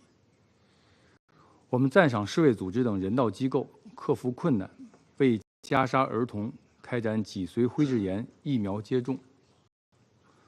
加沙的儿童和世界其他地区的儿童一样，享有健康成长的权利。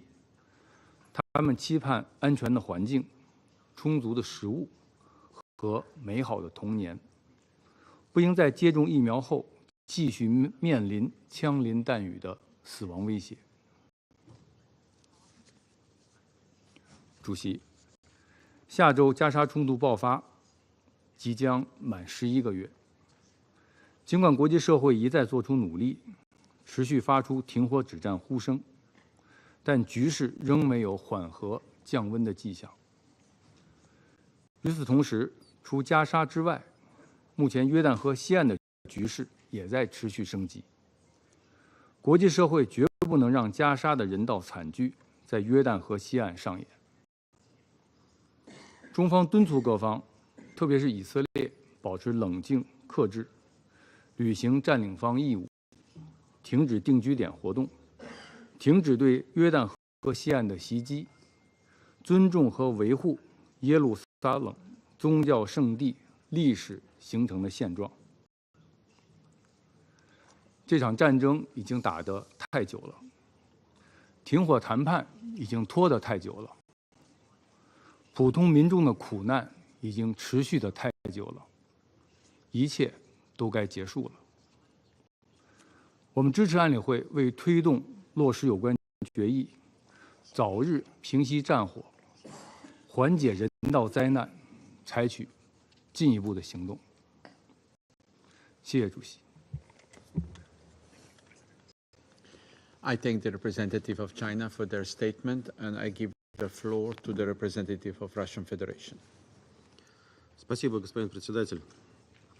Прежде чем я начну свое выступление, я хотел бы, как и мои коллеги, пожелать вам удачного председательства в Совете в текущем месяце. Вы можете рассчитывать на нашу поддержку, а также отдать должное нашим сьерра-леонским коллегам за весьма успешное председательство в прошлом месяце.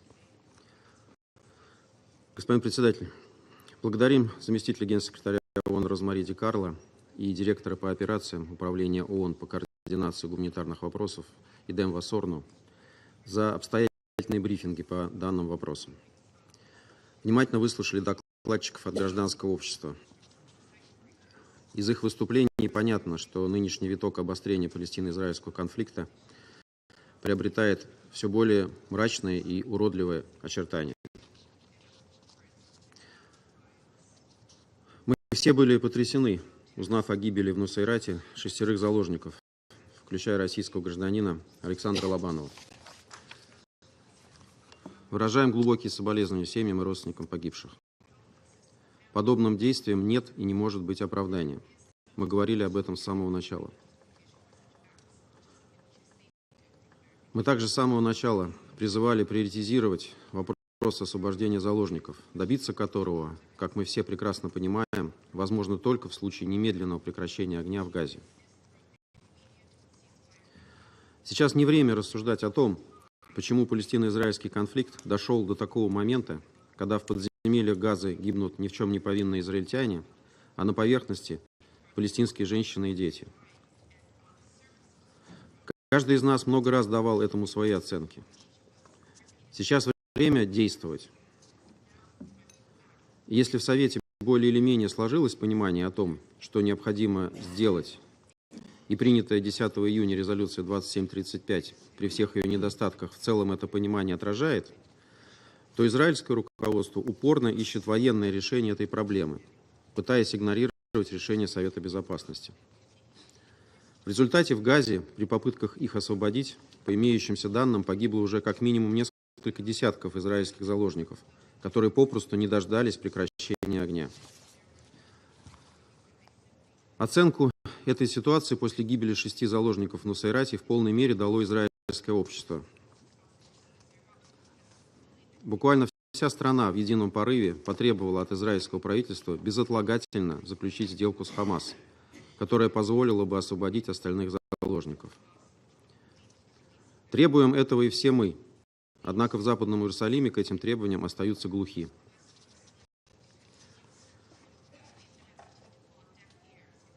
Господин председатель, сегодня мы скорбим не только по погибшим израильтянам, но и по всем погибшим в Газе, будь то израильтяне, палестинцы или граждане других стран.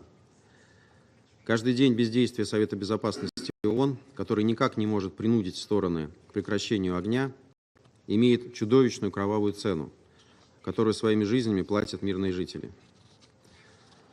Как бы мы ни относились к событиям 7 октября, мы не можем закрывать глаза на то, что за 11 месяцев эскалации в секторе жертвами коллективного наказания со стороны Израиля стали более 40 тысяч палестинцев. И это число продолжает увеличиваться с каждым днем. В Газе царит насилие и беззаконие. Отмечаем крайне тревожные сообщения о нарушении МГП израильской стороной, в частности, обстрелы гуманитарных конвоев, а также массовые захоронения убитых палестинцев со следами пыток и изъятий внутренних органов. Все эти инциденты, как и гибель заложников, необходимо тщательно расследовать, причем в международном формате. Для всех нас очевидно, что с каждым днем израильской операции в секторе Газа шансов выжить у пленных все меньше. Совет Безопасности един в понимании того, что освобождение оставшихся израильтян и иностранцев военным путем невозможно, и переговорам нет альтернативы. Это четко осознает и израильское общество.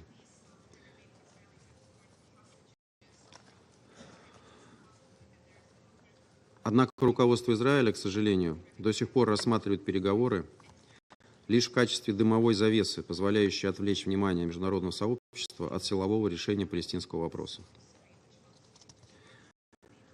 Об этом говорят не только действия Западного Иерусалима на земле, но и последние выступления премьер-министра Нетаньяху, заявляющего, что он не остановит боевые действия в секторе.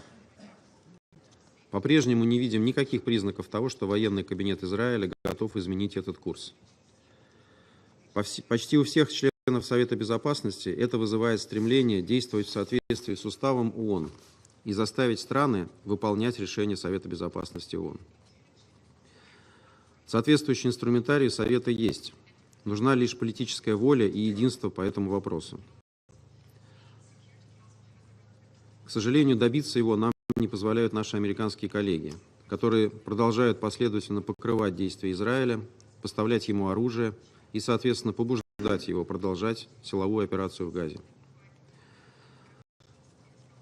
Поэтому неудивительно, что мы все становимся свидетелями того, как растут аппетиты Западного Иерусалима, выдвигающего все новые и новые условия для заключения сделки, параметры которой были одобрены Советом Безопасности в резолюции 2735. Так, если изначально речь шла о полном выводе израильских войск из анклава, то сейчас Израиль настаивает на сохранении своего присутствия в Филадельфийском коридоре и на линии Нецарим. Совет Безопасности давал согласие на совершенно другие параметры договоренностей. А значит, эти требования – прямое нарушение положений, упомянутой резолюции Совета Безопасности. Американские же посредники, к сожалению, откровенно подыгрывают своему союзнику в его последовательном нарушении резолюции Совета Безопасности ООН. На каждом заседании они пытаются убедить Совет надавить на Хамас, утверждая, что сделка уже не за горами.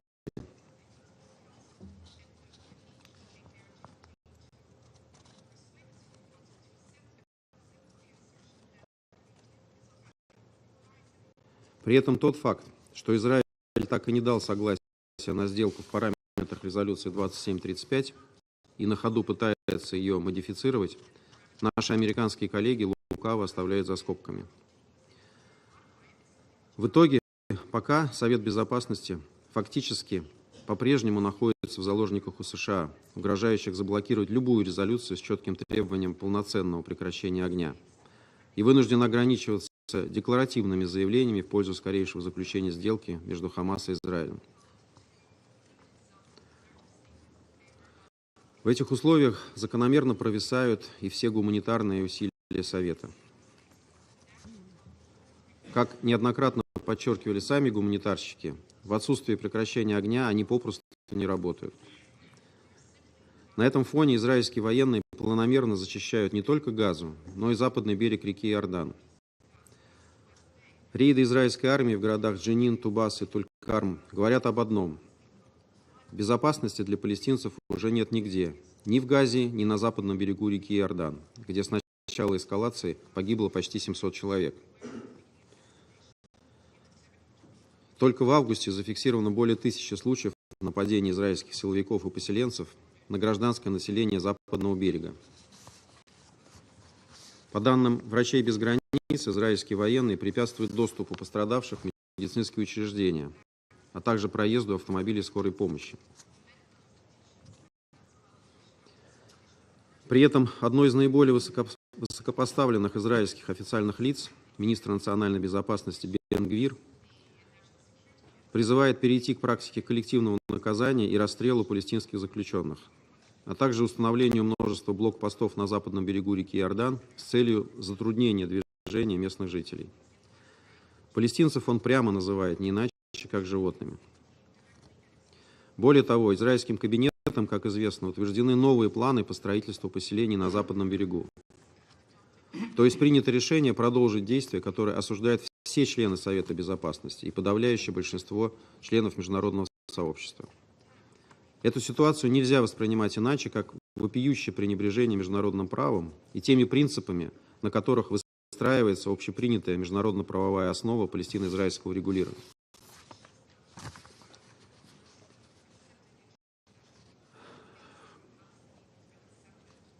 Господин председатель, Совет не может позволить себе и дальше бездействовать перед лицом происходящего в Газе и на западном берегу. Мы дали переговорщикам, пытающимся добиться сделки между Израилем и Хамас на параметрах, утвержденных резолюцией Совета Безопасности 2735, уже 3 месяца на то, чтобы убедить обе стороны ее принять. Этого более чем достаточно. Сейчас мы видим, что переговорный процесс в свете новых израильских требований приобретает затяжной и непредсказуемый характер. Тем, кто защищает Западный Иерусалим, нужно найти в себе мужество не на словах, а на деле выполнить свои обязанности ответственного члена международного сообщества и постоянного члена Совета Безопасности ООН. И вместе со всеми нами не только потребовать прекращения бесчеловечной бойни в Газе, но и предпринять для этого конкретные шаги, предусмотренные Уставом ООН. Только это позволит спасти и остающихся в живых израильских заложников, и десятки, если не сотни тысяч мирных палестинцев, вынужденных противостоять безжалостной израильской военной машине. Мир ждет. Время дипломатических игр прошло. Настало время реальных и практических действий. И чем раньше вы это осознаете, тем лучше для вас. Благодарю за внимание. I thank the representative of Russian Federation for their statement. I shall now make a statement in my capacity as a representative of Slovenia. I join in thanking others, to all briefers today for their contribution to today's discussion. Colleagues, there is a sense of outrage felt around the globe. Outrage in Palestine that the international community is failing them. Outrage on Israeli streets that the hostages continue being held in Gaza. Outrage of the global public that this war does not stop. The Slovenian public expressed its outrage this week over parallel realities, criticizing the political reality of our ongoing debates without solutions. Let me be clear that parallel realities exist, a reality of decades-long suffering and human rights violations of the Palestinian people, a reality of security concerns of the Israeli people, but also a reality of regional instability, which is a threat to international peace and security. There is only one possible common denominator for these realities, which is peace. We therefore repeat our strong call for an immediate ceasefire. Only a ceasefire will alleviate the suffering of hostages and their family members and friends. We repeat our condemnation of the 7 October attack carried out by Hamas and other armed groups and the taking of hostages. We call for full access of ICRC to the hostages and for their immediate release. We are shocked by the death of hostages whose bodies were rescued on Saturday and unequivocally condemn their killing. We offer our condolences to their loved ones. The suffering of hostages should not be a bargaining chip for negotiations. Only a ceasefire will alleviate the suffering of Palestinians in Gaza. Another briefing in less than a week is a clear demonstration that the situation is deteriorating. We welcome the start of the polio vaccination campaign carried out by WHO, UNICEF, and UNRWA in Gaza. This should be a turning page in ensuring unimpeded, sustained humanitarian access for aid delivery at scale, as well as restoring essential services. We take this opportunity to repeat our concern over the rapidly deteriorating situation in the West Bank with concerning destructive parallels. We reiterate our appeals from last week. There must be an immediate end to the operations, further fueling violence, tensions, and human rights violations in the West Bank. We repeat our call for full adherence to the international humanitarian and human rights law by all parties. The ICJ provisional measures and Security Council resolution must be fully implemented. Protection of civilians and alleviation of their suffering should not be a bargaining chip for negotiations. What should be a part of negotiations is the pursuit of a just and lasting peace. We call on all to recalibrate their interests and place the interest of peace and protection of all civilians, Palestinians and Israelis alike, first. They must recommit to and finalize the agreement set out by this Council Resolution 2735. Colleagues, in a world of parallel realities, it is our job to push for peace. We therefore believe the Council should proceed with two steps: a strong united call for a conclusion of ceasefire negotiations led by Egypt, Qatar, and the United States, and a focused discussion on the peace process leading us to the two-state solution. Members of this Council have consistently voiced their strong support for the two-state solution, both through statements as well as in resolutions. It is now time to reflect on providing a clear framework on how to reach a point of convergence on the horizon. Thank you. I resume my function as President of the Council.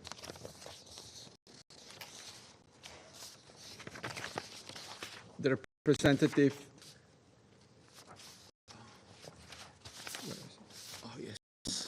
sorry. The representative of the United States has asked for the floor to make a further statement. I give him the floor.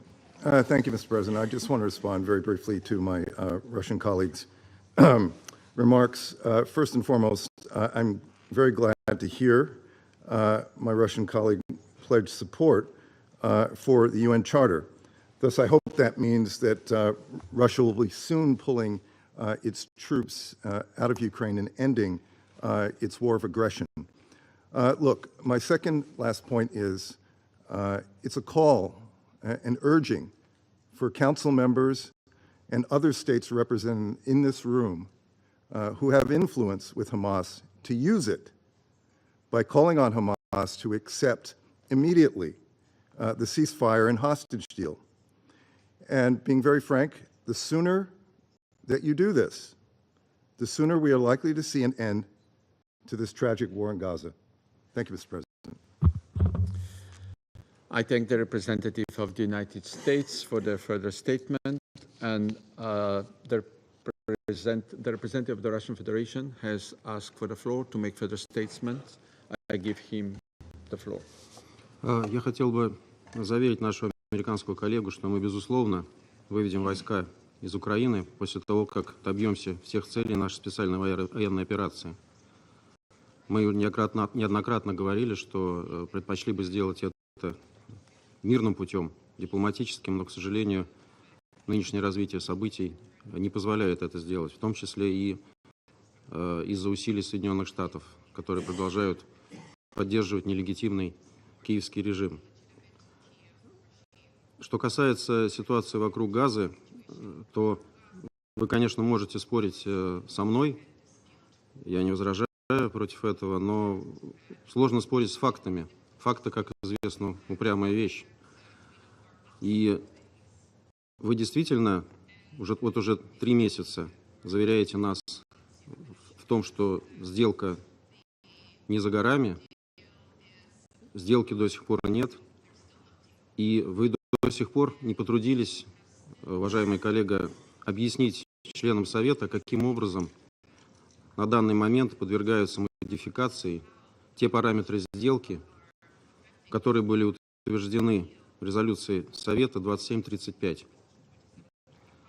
Я уже 3-й раз обращаюсь к вам с этим требованием, но вы пытаетесь его не услышать. Надеюсь, что 3-го раза достаточно. Благодарю вас. I thank the representative of the Russian Federation for their statement. The representative of the United States has asked for the floor to make a further statement. I give him the floor.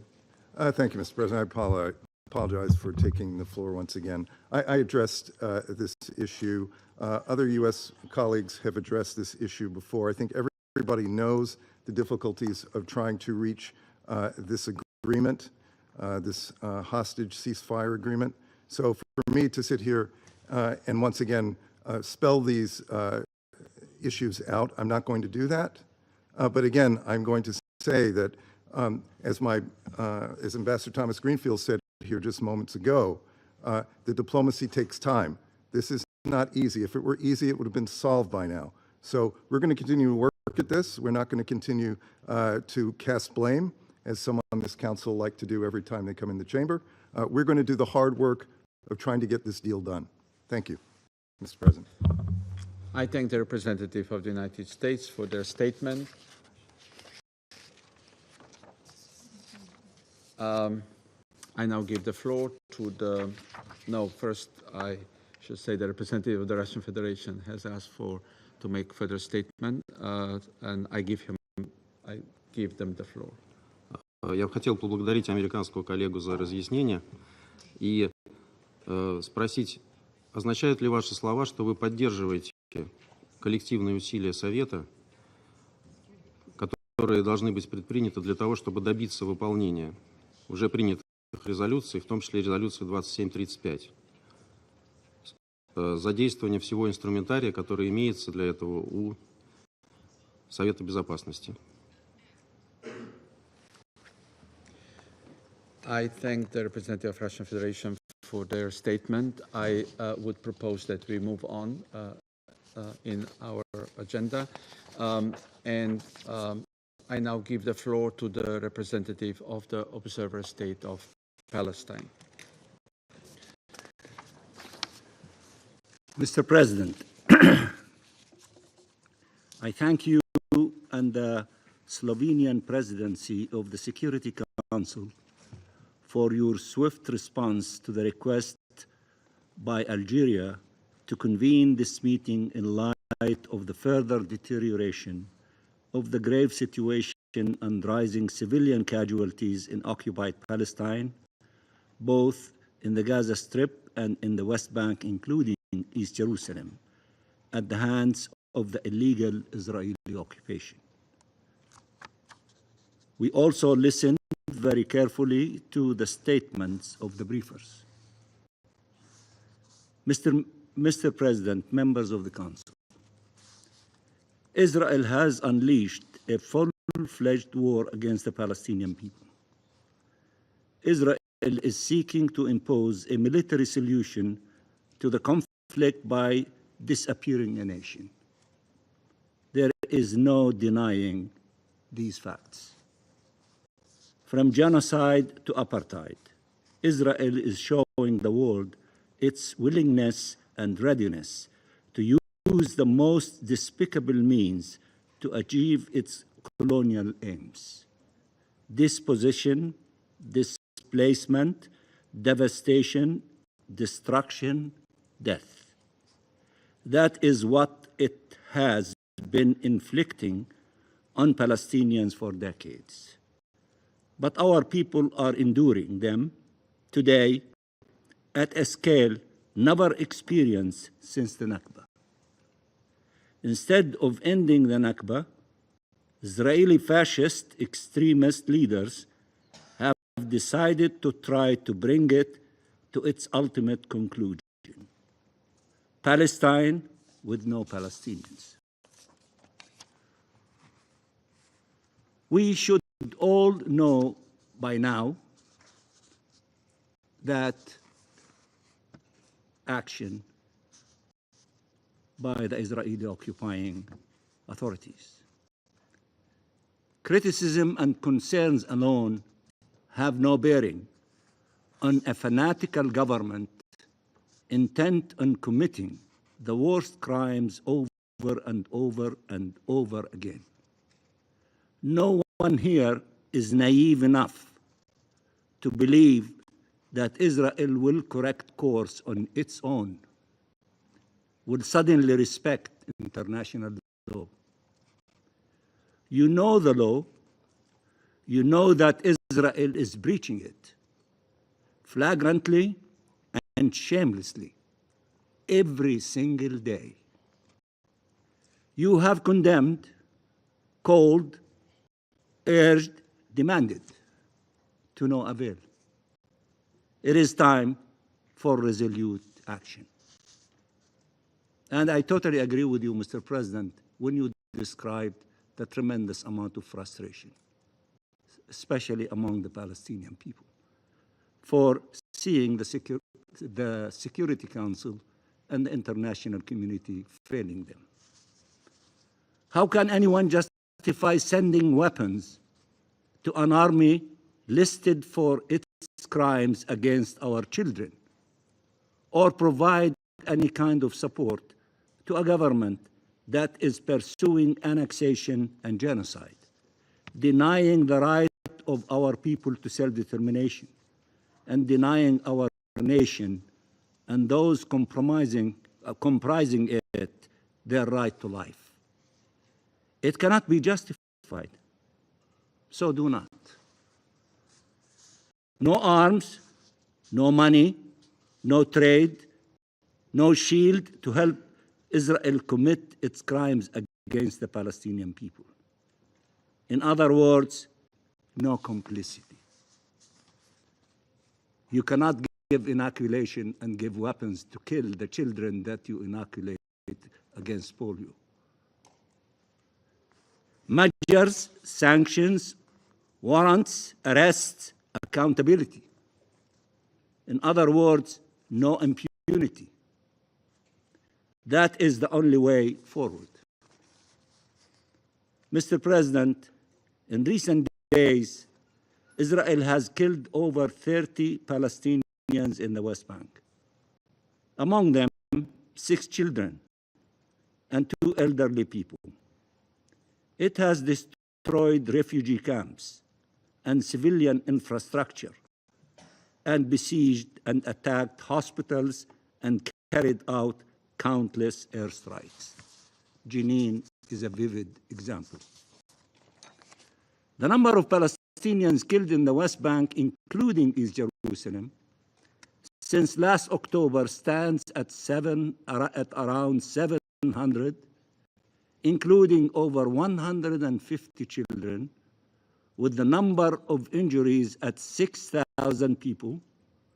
Over 3,300 Palestinians have been displaced, and over 12,000 people have been arbitrarily detained. Hostages endured a never-ending nightmare. In parallel, Israel is advancing its settler colonial agenda, with more and more settlers installed and more Palestinians displaced. Violence by settlers and soldiers is spreading like wildfire to push people out of their homeland. Israel wants you to believe its military aggression is about security, but it knows by experience that it is actually creating the conditions of insecurity. No one is naive enough to ignore what this is about. It is about the land. All Palestinians are guilty of being Palestinians and for wanting to live on their land, the land of their ancestors. Their sentence: ethnic cleansing, apartheid, arbitrary detention, or death. How long will they have to suffer such a terrifying fate? Should we all pretend that we did not see the Knesset vote against a Palestinian state? That we did not see the terror against Israeli settlers are perpetrating? That we did not see the Palestinian people displaced over and over again? That we did not see the mass killings and destruction? That we did not see the map praised by Netanyahu where Palestine was disappeared? That we did not hear an ambassador sitting around this table when he called the Security Council Resolution 2334 an quote-unquote evil decree, claiming those who respect international law and the authority of this council are terrorists? Should we pretend we don't see how fanatic, how murderous, how crazy, how contemptuous this Israeli government is? Should we pretend that we never heard of the UN Charter, of the Security Council and General Assembly resolutions, of the ICJ orders and advisory opinions, of the ICC, of every single body ever established to uphold the rule of law? Should we just ignore their unequivocal determinations regarding Israelis' unlawful actions, their demands for a halt to its human rights violations and war crimes? Should we allow Israel to continue its genocide against the Palestinian people while pretending to negotiate a ceasefire? Don't listen to me. Listen to the families of the Israeli hostages. I'm sure that all of you have been watching CNN, BBC, and others for the last few days. What the Israeli families are saying, what the entire Israeli population are doing, including in Tel Aviv and hundreds of thousands of people. They know Netanyahu does not care about the hostages, that's what they say, and does not want a deal. They know that so-called military pressure means genocide against innocent Palestinians and certain death for Israeli hostages. We said months ago, we need to spare civilian lives, Palestinian and Israeli. I repeat, we said months ago in many of our statements, we need to spare civilian lives, Palestinian and Israelis. We said months ago we wanted to see Palestinian and Israeli families reunited in life, not in death. But Israelis' colonial plans require death to prevail on both sides, to convince everyone there is no solution possible, to ensure that there can be no two states, no two peoples coexisting side by side. We must not let them prevail. I repeat, we must not let them prevail, or we will all pay the price. Mr. President, Palestinians in Gaza have endured pain and loss that cannot be described, that cannot be comprehended given its magnitude. Our colleagues from the International Humanitarian, the heroes who go and provide our people with fabulous services to stay alive in the Gaza Strip, they tell us no matter how we describe to you the horror of Gaza, it's not like seeing it with your own eyes. That's what they tell us. That's what they tell you. As Israelis carries on with its genocidal onslaught, those who have still survived face violence and death at every corner, starvation and disease hunting them down, besieged by trauma and despair, displaced from one bombed shelter to destroyed hospital to mass grave to another. While we are grateful for the international mobilization through WHO, UNRWA, and UNICEF and others to stop the spread of polio among our children in Gaza, the fact remains Israel's war machine continues undeterred. Its bombs and missiles killing and injuring every day. Its degrading of life conditions spreading other diseases like wildfire. The vaccine campaign is an emergency undertaking, but not enough to stop the loss of life and suffering. How much more is the international community willing to pay the price for Israelis' crime? When will the time come that it insists that Israel bears the costs politically, morally, and financially for its illegal actions? When will the time come when it is decided to finally impose consequences for such defiance and criminality? When will you finally decide to impose a ceasefire, as you suggested, Mr. President, in your statement several times, and we totally agree with you? We need ceasefire. Ceasefire now.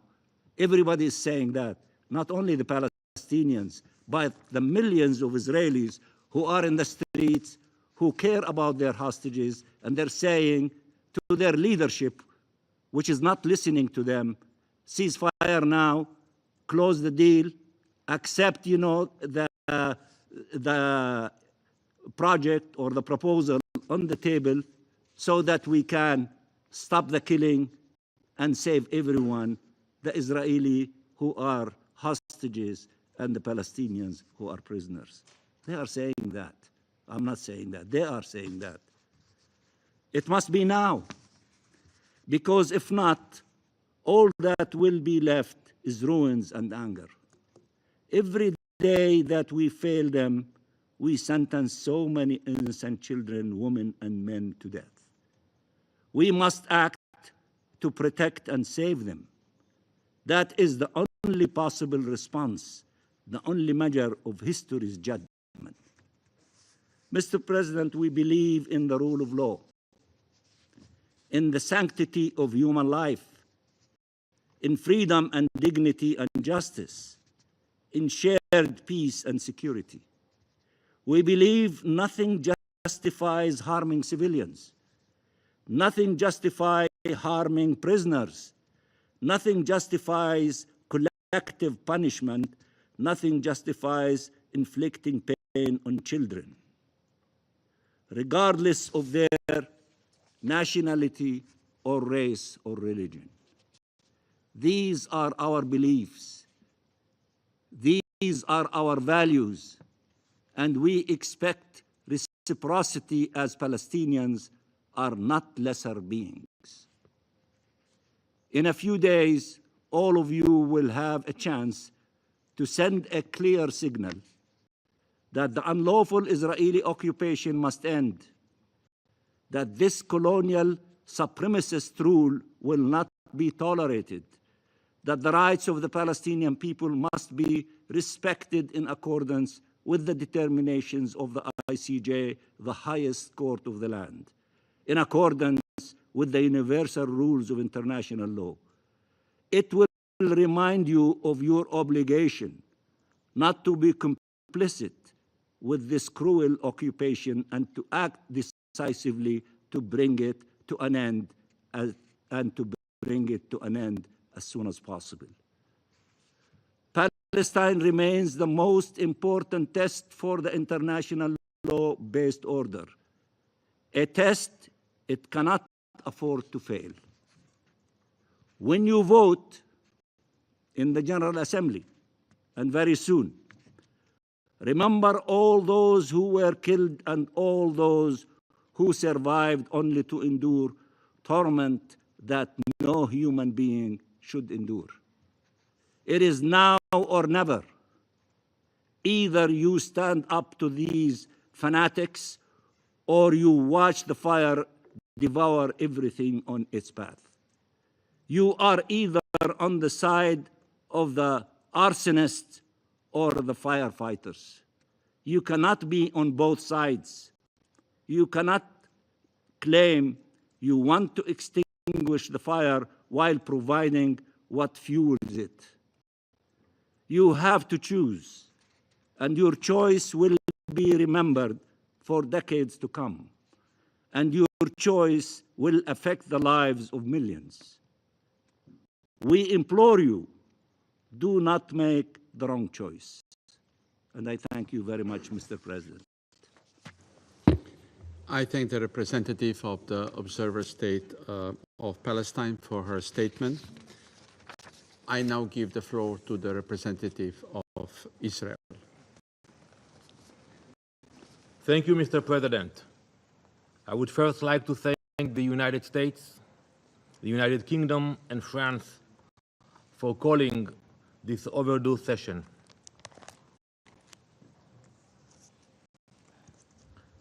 Carmel Gat was an occupational therapist from Tel Aviv.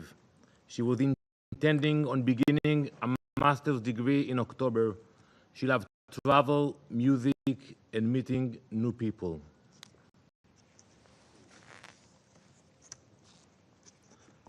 Eden Yerushalmi was 24 years old, a vibrant young woman with so many friends and passions. She had two adoring sisters who looked up to her for everything. She was weighed just 36 kilograms when her body was found.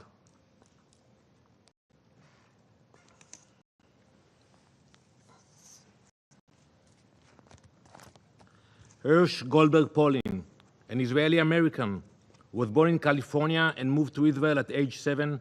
He also loved traveling and music festivals and his soccer team, Hapoel Yerushalayim. He was working as a medic to save up for a trip to India.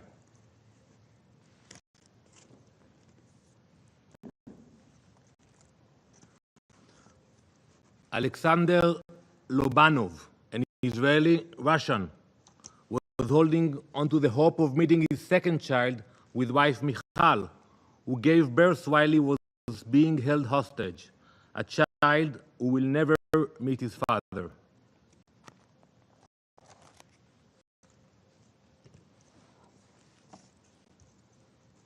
Almog Sarusi was a Ra'anana native who loved traveling around Israel in his white Jeep with his guitar and friends. He was a truly dedicated son, brother, and friend.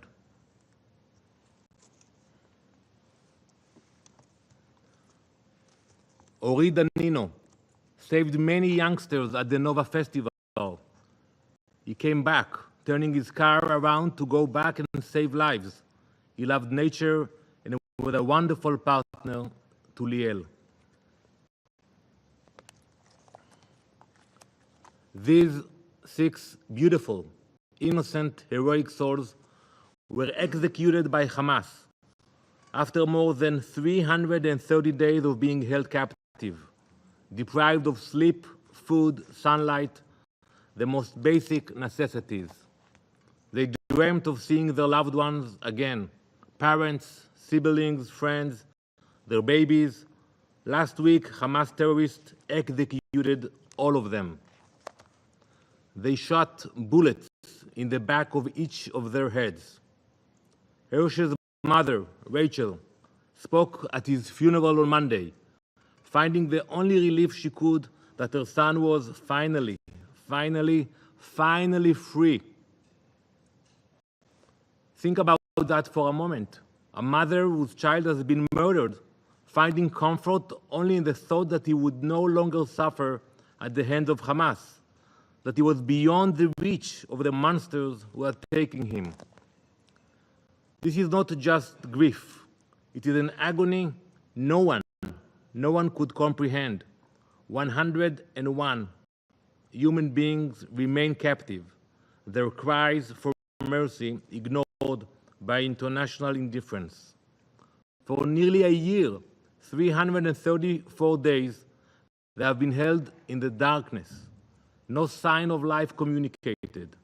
No access granted to the Red Cross. They were forgotten, left to endure evils that we can barely grasp. The ones who have fortunately returned have exposed the ongoing torment the hostages still suffer on a daily basis, ongoing atrocities. Amit Susana was dragged from her home by Hamas terrorists and thrown into a living hell. She was held in a child's bedroom, chained to the floor and at the mercy of her guard. He would enter the room, lift her shirt, touch her, grope her, and dehumanize her in every way imaginable.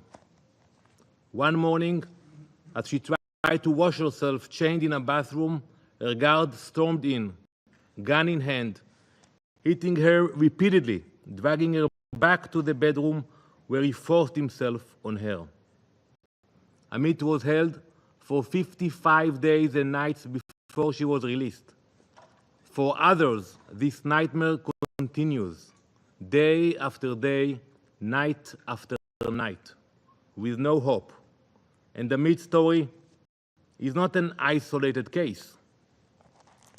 Mia Regev, another freed hostage, has testified that every woman held by Hamas has been sexually abused. Every single one. She testified, every woman there experiences some form of sexual harassment. It doesn't matter how you try to beautify or change it. Mia was held for 50 days, but there are women who have been held for much longer. Women who have suffered this torture for almost a year. Women who have been forgotten by the international community. And then there is Agam Goldstein Almog, who was held in a terror tunnel when she was 17 years old, after witnessing the murder of her father and older sister. In that tunnel, she encountered 6 other female hostages. These women told her how they were molested by armed men who entered the room where they were showering. Agam herself was told by a guard that she would live the rest of her life as a chained slave wife in Gaza.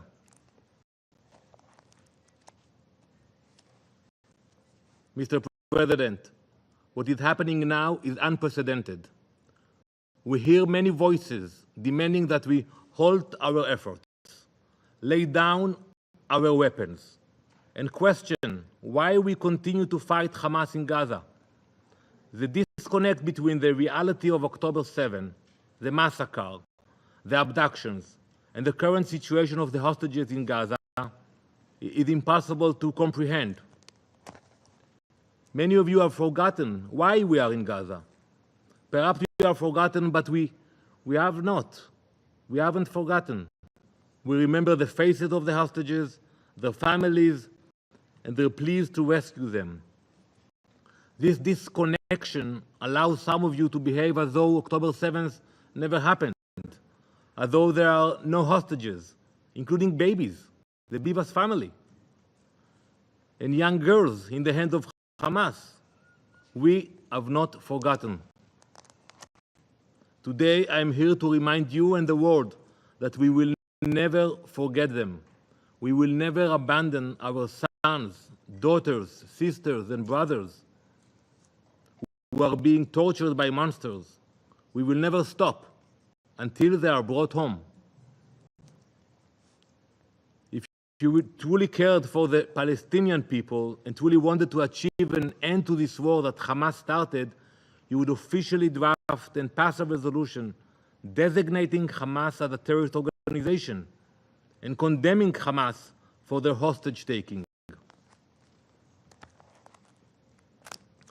Let me be clear, Israel is committed to bringing every one of these hostages home. It is our top priority. But make no mistake, the roadblock to their release is not Israel. It is Hamas, and only Hamas. 3 months ago, on May 27th, Israel, with the full backing of the United States, agreed to a hostage release deal. Hamas refused. Then, on August 16th, after the United States updated the deal framework, Israel once again agreed, and once again, Hamas refused. Even in recent days and hours, as Israel engaged in negotiations, Hamas has remained steadfast in its rejection of all proposals. And yet, the international community continues to direct its pressure at us, at Israel, as though we are the ones holding the hostages, as though we are the ones standing in the way of their freedom. After all, it is far easier to criticize a democratic government than to confront the reality of dealing with terrorists. The terrorists do not sit at this table to defend their actions, no. They have proxies, they have few proxies, their apologists, to do that for them. Where is your outrage? Where is your condemnation of Hamas for these atrocities? Hostage-taking is a violation of international humanitarian law, a violation of Security Council resolutions, including Resolution 2474. Hamas has violated 3 Council resolutions that called for the release of hostages. Yet, unless and until this Council condemns Hamas, pressures them, and designates them for what they are, a terrorist organization, it is failing its mandate. We often discuss in this chamber the involvement of UN agencies, the aid and support they are supplying to Gaza. But in these many sessions since October 7th, and this is the first time we dedicate an important session about the hostages, but in all those sessions, how many times you heard or you demand the Red Cross access the hostages? How many times has the WHO raised concerns for the health of the hostages? How many times has UNICEF called for aid to reach them? The double standard is unbearable. Our IDF soldiers risk their lives to rescue hostages. That's what we are doing. Jews, Muslims, and Christians alike. Take the brave rescue of an Israeli Bedouin hostage, Farhan al-Qadi, by Israeli forces, a rescue that put our soldiers at great risk. Only in Israel would Jewish soldiers risk their lives to bring a Muslim Bedouin Israeli home to his family. Only in Israel would an Orthodox Jewish doctor treat him with the utmost care. Only in Israel his return is celebrated by Jews and Muslims alike. This is a contrast between us and Hamas. We value life. We pray for life. We fight to protect it, while Hamas despises life, using it as a tool for their twisted ideology. Today, Israel mourns the 6 murdered hostages, but our fight is far from over. There are still 101 hostages who remain in the clutches of Hamas, and we will not rest until they are brought home. I call on this Council to direct its energy where it is most needed, to support Israel, pressure Hamas, and for once, issue a clear and unequivocal condemnation of the barbaric terrorist organization that continues to hold innocent lives. I again thank the members of this Council that have demonstrated their moral clarity and their humanity for the hostages. It is appreciated, but truthfully, it is not enough. Now is the time for action.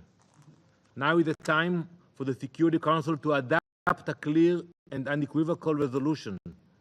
This doesn't require long negotiations. This doesn't require deliberation. You have a moral obligation to adopt a simple resolution which would say the Security Council condemns Hamas, their atrocities, designates them as a terrorist organization, and demands the immediate release of the hostages.